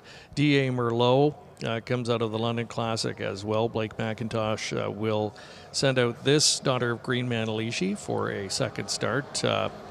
This one, first foal from the mare Mabel Kipp, and we'll have a sibling called D.A. Johnny Cash selling this fall at the London sale as well. And Timel Envy from bred by Timel Farms of Oldcastle, and they'll be back in the London Classic this year with a nice looking consignment, around a dozen that operation will be sending out. So real nice catalog. We're excited about that sale. More than 300 entered this year for the London Classic. And that roster, by the way, is up online at londonclassic.ca. Getting a look at some of the starters here. Karma is queen. We had Tyler Jones on earlier. It was nice to get the perspective of what they were looking for today. Now, the horses he drove earlier today, they're not the ones that are going to jump off the page, anyone checking results today, but they're okay with that, right? They hit the target they had in mind coming in. Exactly. Maybe something along the lines of what Ben Bayarjan was saying to us. The plan is to come out here and, maybe we knew we weren't looking to win the qualifier, but a good solid effort, stay strong through the wire and continue to do our job properly. I did get to talk to Tyler a little bit, and he was happy with everything that he put on the track so far. And we're seeing them getting ready to line up there. There's Mark in the driver's seat himself. Talked about him in this spot, and he'll want to just, I think, get a good read on the horse and see if there's any other changes or anything that has to be done prior to the next start when, a start or two, and then he'll likely hand over the lines to somebody. But we saw that with Doc Moore, right, driving a few of his own recently as well. Then he'll hand over the lines and when he thinks they're ready to rock. Exactly. So, as long as they're not too tricky. Right. Exactly. I've seen Mark continue to drive some. Maybe those are the trickier ones for him, or ones that just aren't ready to be sent down the road or anything. And getting a look there at HP Imagine, the 5, one of the ones we touched on. $110,000 yearling. Marcel Barrio does the training, and fellow Maritime native Austin Sorey is going to get the driving assignment behind this youngster today. And we're scheduled with a field of 8 marks. Looks like they're all there as scheduled and ready to go. Yes, that's right, Greg. Field of 8, no changes here. 10th qualifier of the day as the 2-year-old trotting fillies line up. 1 is ICU. She's a daughter of Muscle Mass. J.R. Plant drives for Jacques Dupont. Comes out of the Harrisburg sale for $32,000 US. 2, Karma is a Queen. Green Manalishi filly trained by Duncan Brewer. Tyler Jones drives. $25,000 London Classic buy. 3, Thwarter, Archangel filly. Kyle Fellows the trainer. Louis Waugh on the bike. 4 is Time Will Envy. She's a daughter of Green Manalishi. Desiree Jones trains. Gino Toscani drives. This one came from Harrisburg for $12,000 US. 5, HP Imagine, daughter of Green Manalishi. Marcel Barrio trains. Austin Sorey in the sulky. $110,000 grad of the London Classic. 6 is D.A. Merlot, Green Manalishi filly. Blake McIntosh trains. Tyler Borth drives. $45,000 from the London Classic. 7, Sister Scarlet, Mark Etzel trainer driver. This daughter of Father Patrick comes from the Lexington sale for $75,000 US. And 8 is Barbara May. She's a daughter of Alarm Detector, Doug McNair for Greg McNair. Gate picks up speed as they're set for today's 10th.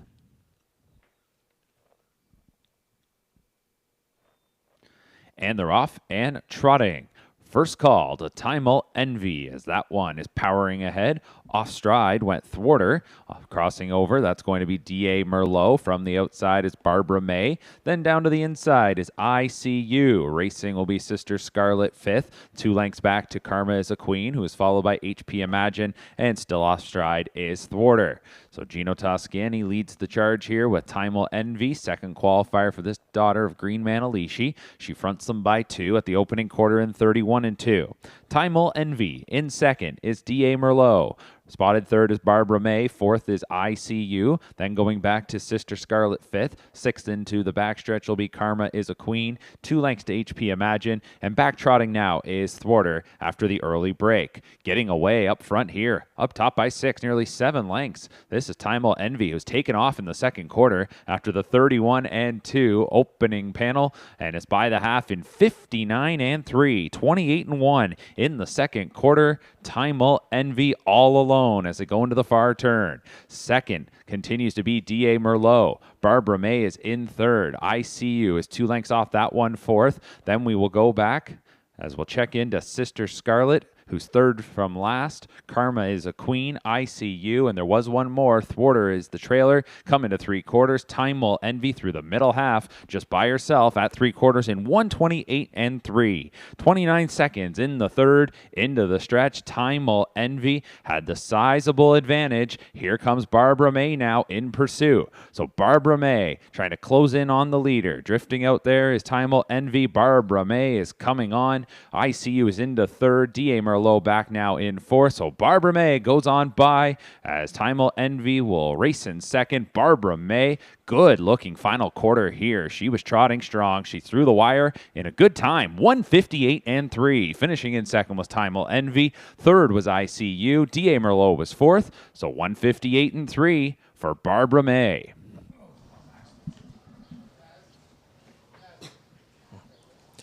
Sparkling final time, 1:58.3 for Barbara May, the daughter of Alarm Detector, out of the Angus Hall mare Absolute Sealster. Second qualifying try for her. She was runner-up a week ago, charted in 2 minutes. Today, sat off that hot middle half. This is off a quarter of 31.2, so the final 3/4 of the mile were impressive. And this filly just stayed on the pylons. The leader drifted a little bit in the stretch, so she had a clear seam up the inside. And daughter of Alarm Detector, nice and strong through the wire here to get it done. And 58.3, that might be the fastest, I believe, we've seen on the trot yet this season.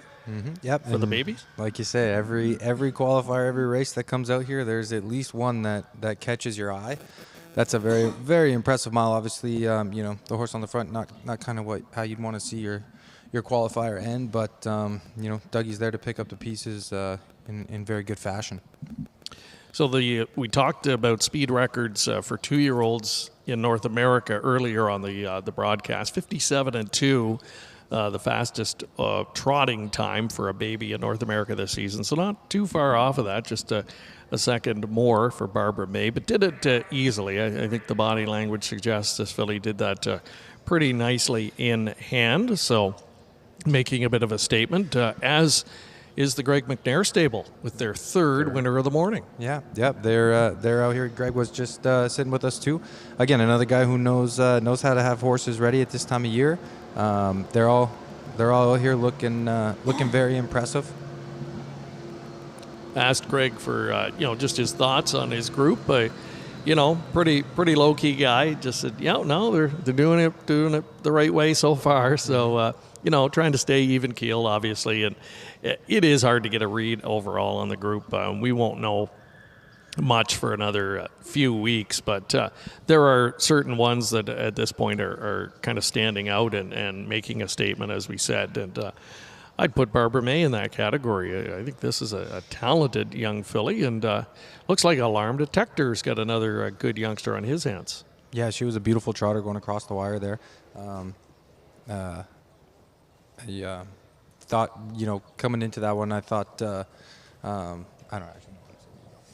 Yeah, Timel Envy, the tempo setter there, a little bit tired late, showed tremendous speed in the middle half of the race there, and did hold second, and ICU rallied for third, and I think the Connections would be quite happy with that result today for a first-time starter. She is a daughter of Muscle Mass from another good family, Blurred the mare, a sibling to a couple of $150,000 winners. And I believe that is her first foal. So Muscle Mass, we're seeing that sire, one of the kingpins of the Ontario program, of course. We're seeing him well represented all morning long. So we'll take another quick commercial break. We have 2 more left to go on this Friday morning. You're watching the Rookie Showcase. Harness Racing Update covers the sport from all the angles, with news, opinion, features, photography, and the most comprehensive racing, breeding, and sales stories in the game from around the globe. It's all delivered by a deep, diverse, and talented team of writers and photographers. Plus, HRU's popular Twos in Training series on YouTube gives you the first look at the stars of tomorrow. And the best news, it's all free. Subscribe to HRU today for free at harnessracingupdate.com. All sports dynasties share one thing. Home run! Another world championship! They dominate. Hanover Shoe Farms, the most successful breeder of Hambletonian champions, producing an impressive total of 11 winners, has dominated the race. Purchase Hanover yearlings at Harrisburg. Hanover Shoe Farms, a standard bred dynasty. It doesn't get any better than that! Wow!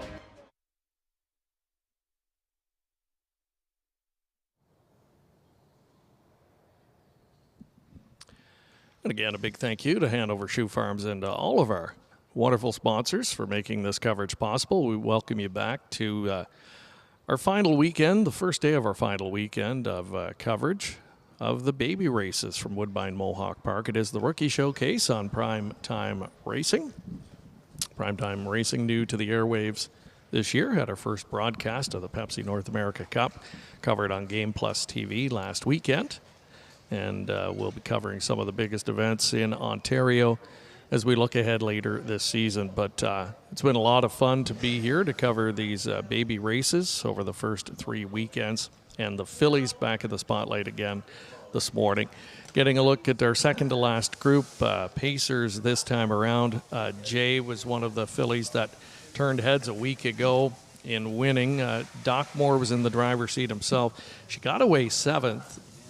He said going up to the gate, she was a little bit headstrong, and then suddenly dropped the lines, and he just showed no speed, so got away last.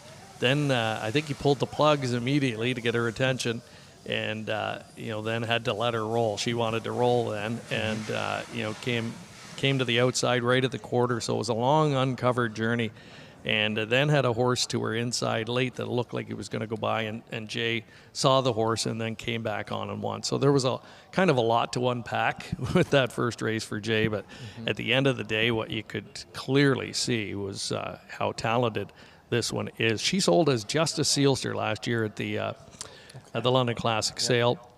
But Wilman, James McKenzie, the husband-wife ownership of the horse, they always like to change the names to those one-word names that are easily identifiable. So she now goes as Jay, and I'm anxious to see what she'll do this week. Yeah, I think, as you said, turned heads with this move last week, and kind of turned my head walking out here.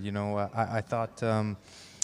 I was here last week for the Colts, and the Colts they were big looking and they were strong, and I think it's noticeable that the fillies are a little bit smaller. But when Jay came out on the track, I almost mistook her for one of the Colts.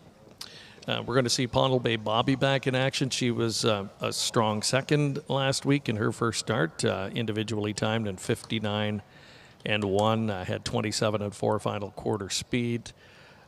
Real fun group to watch here.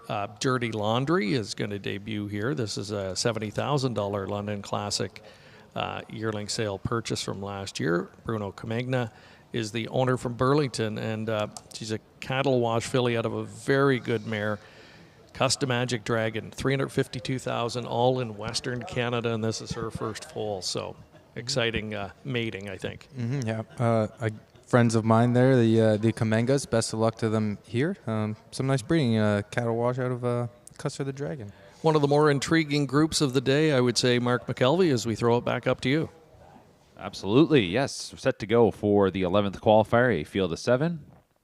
Driver change on 3, Pownell Bay Bobby to Damian McClellan, while the 4 will be driven by Jonathan Drury, the number 4 being Bull by the Horns. 1 is Dirty Laundry, Cattle Wash filly. Nikki Kamenia trains. The driver's Bob McClure. $70,000 buy from the London Classic. 2 is Romantic Beauty, Better's Delight filly. Greg McNair trains. Doug McNair drives. 3 is Pownell Bay Bobby, Century Pharaoh filly, trained by Kyle Fellows. Damian McClellan to drive. This one comes out of the London Classic for $17,000. 4, Bull by the Horns, is a Bulldog Hanover, trained by Tony Beaton. The driver will be Jonathan Drury. Bull by the Horns, bought at Harrisburg for $60,000 US. 5, LD's Kimberly, Sweet Lou filly, James McDonald for Beaton. This one was purchased as a yearling for $30,000 from Lexington. 6 is Jay, Cattle Wash filly, Doc Moore trains, Louis Waugh drives. $95,000 London Classic purchase. And 7 is Brian's Halo, Always Be Mickey filly, Carl Jameson trains, Jody Jameson drives. $15,000 US from Lexington. Field of 7 set to go. Here they come for the 11th.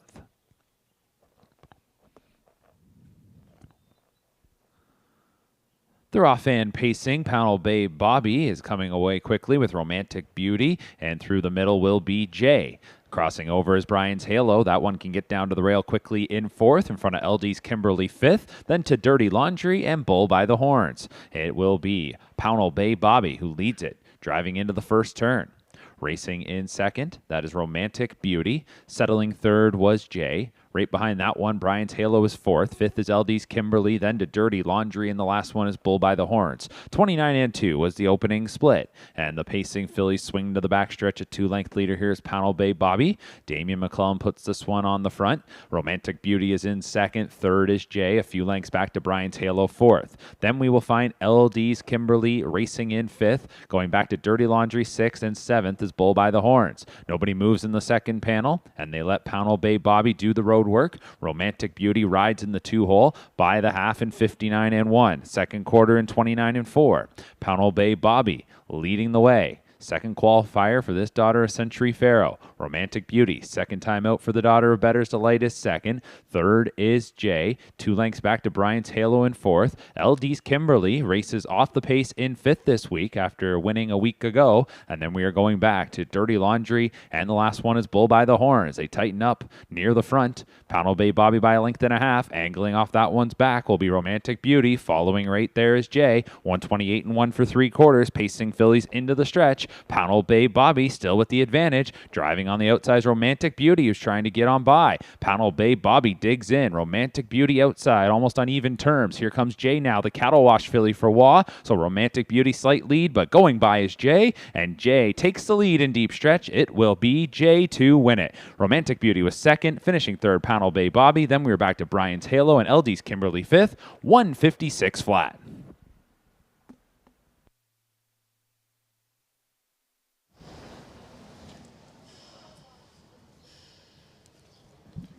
Jade now going 2-4-2, another off-the-pace win this time around. A little bit different scenario. Last week it was a long uncovered journey. This time sat in, nice and manageable 3rd, and then flips 3 wide in the home stretch and closes into a fast final quarter to get it done. And I would think, she gets ready to embark on her racing career. That's the way you would like to see a horse come in. I would think passing horses and finishing up strong in both qualifiers. Yeah, absolutely. And I said, sometimes, most of the time, probably with Ian's horses, we see them more on the front, right? So a little bit of a different trip for a young horse out of that stable here.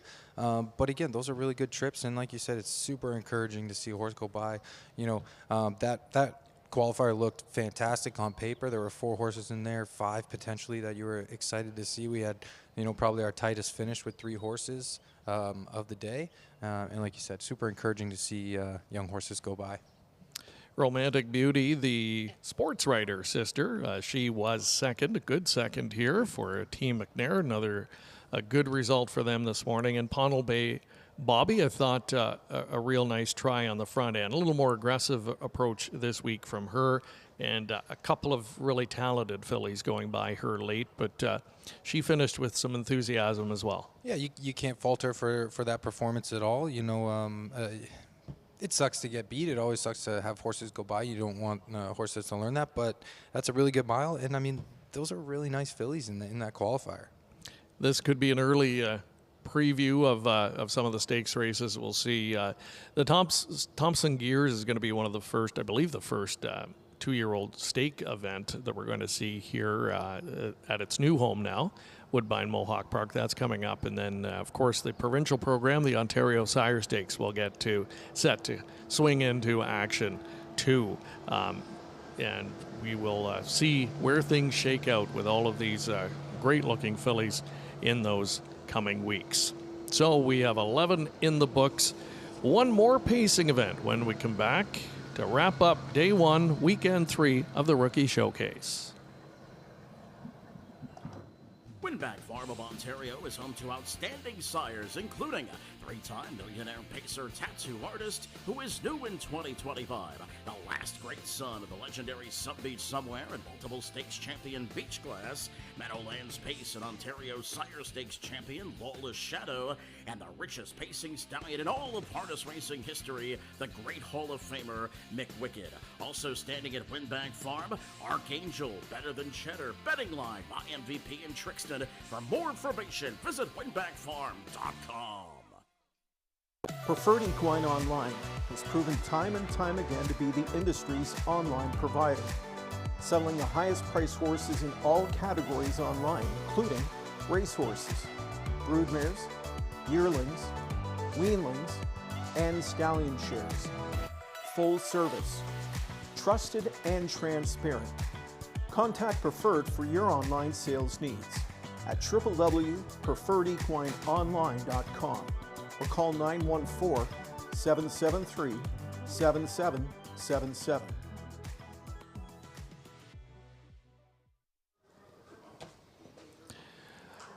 Welcome back. We've got 2-year-old filly pacers to wrap things up.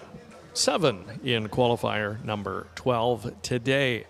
11 completed, Jeff. Well, while we have a moment, and who knows, maybe the star of the card emerges here, but if you were going to pick a first star of the morning session so far, whether it be a horse, a participant, who would it be? Well, I think I'd say on the horse side, Lavender Sealster, super impressive so far. The Trotting filly I thought was also superb. I can't remember her name, but she came out of the McNair barn. That would be my second choice, or on the training side. McNair and Dr. Ian Moore this morning seem to be ready to go. We touched on Greg McNair at the beginning of the day, saying he had a busy lineup, 10 starters from his barn, and 3 of them have come back winners. Good runner-up there in qualifier 11 as well. Some really impressive performances. Fillies that turned heads a week ago, coming back today, did as much or more than we would have expected from them. So another one that fits that bill, I think, here in the finale is Dea, the daughter of Bulldog Hanover, who I thought was an eye-catching winner a week ago.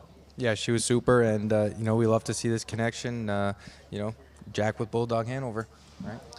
And homebred for Jack, Beach of a Time, the Some Beach Somewhere mare is the mother of Adea. She was a 57-3 winner a week ago, and it did it pretty easily, well in hand at the end, 28-second final quarter to win.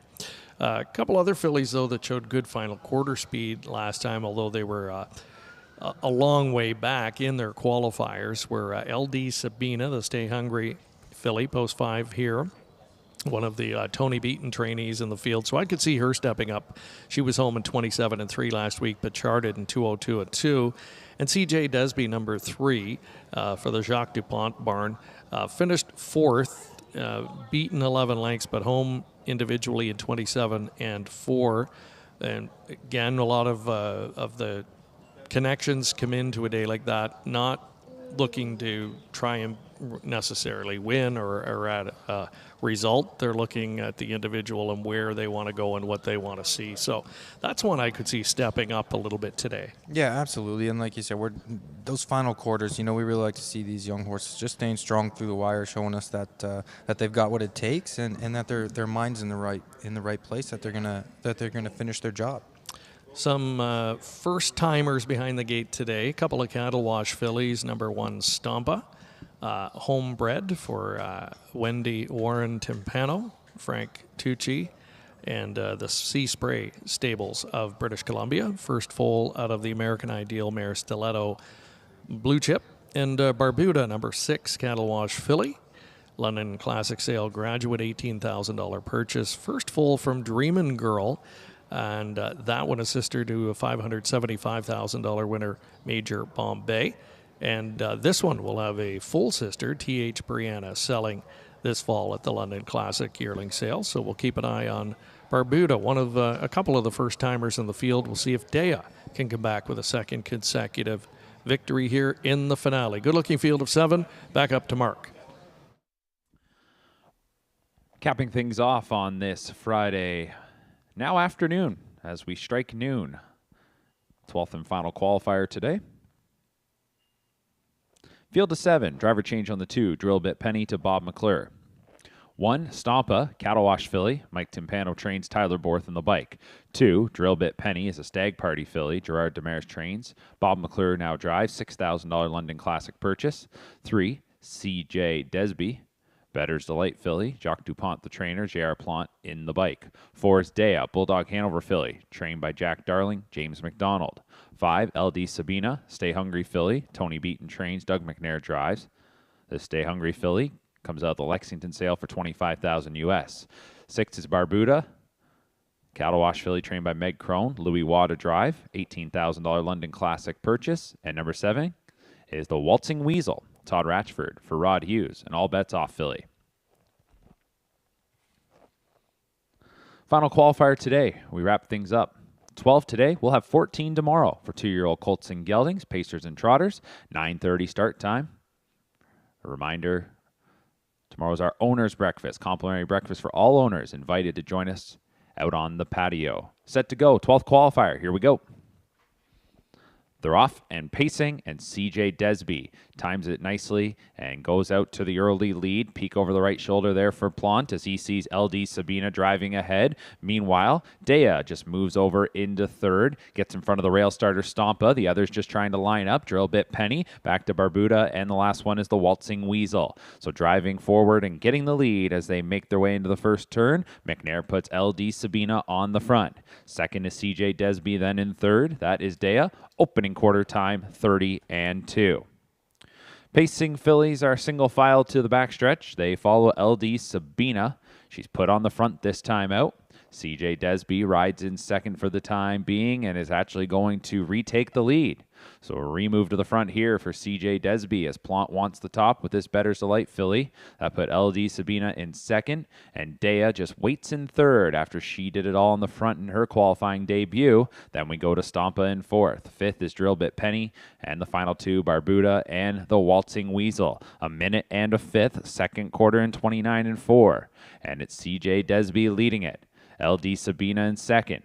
Dea pacing along patiently there in third. 2 lengths then to Stompa in fourth. Drill Bit Penny remains fifth. Back to Barbuda and the Waltzing Weasel. They're midway around the far turn. A 2-length leader here, CJ Desby, looking good on the lead. LD Sabina in second, and Dea still there third. 4 lengths off the front. 3-quarter time, 1:29-4. So they spin for home. And CJ Desby has the lead.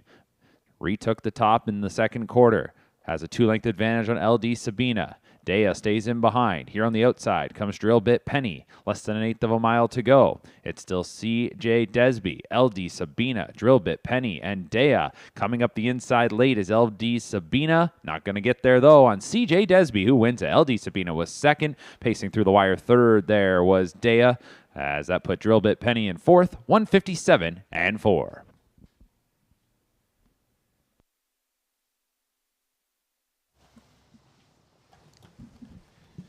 CJ Desby, the daughter of Better's Delight, one that we mentioned last week, showed good final quarter time, individually clocked in 2 minutes. And today, forwardly spotted in this field, mixing it up a little bit more, got that experience from a week ago, and a nice step forward, I would say here. 57-4 is the win time with 57-3 back half speed, and used a couple of different times as well. Yeah, it looks like, JR drove her last week, as we said, come home, finished really strong. The time of the mile was a little bit less than some of the others, so I'm not sure we really knew what to expect out here today, but obviously I would say JR thought she felt really good last week and drove her a little bit more racy this week, and man, she answered the call, didn't she? Well, she did. LD Sabina, solid runner-up, lapped on the winner here, and a big step up for her in the time department too. And Dea, finishing third, looked like she was going to flip off cover, and then lost a bit of ground in the stretch, maybe just a bit of inexperience there, staying in behind horses. But I thought right at the wire, she was pacing hard again and gaining on the top two. So hard to get a real read on that effort. Yeah, that one was tough. I mean, I'll say it, I was maybe expecting her to fly by everybody in the stretch a little bit there. But again, you can't be too upset with it. I thought, like you said, she was coming on at the wire.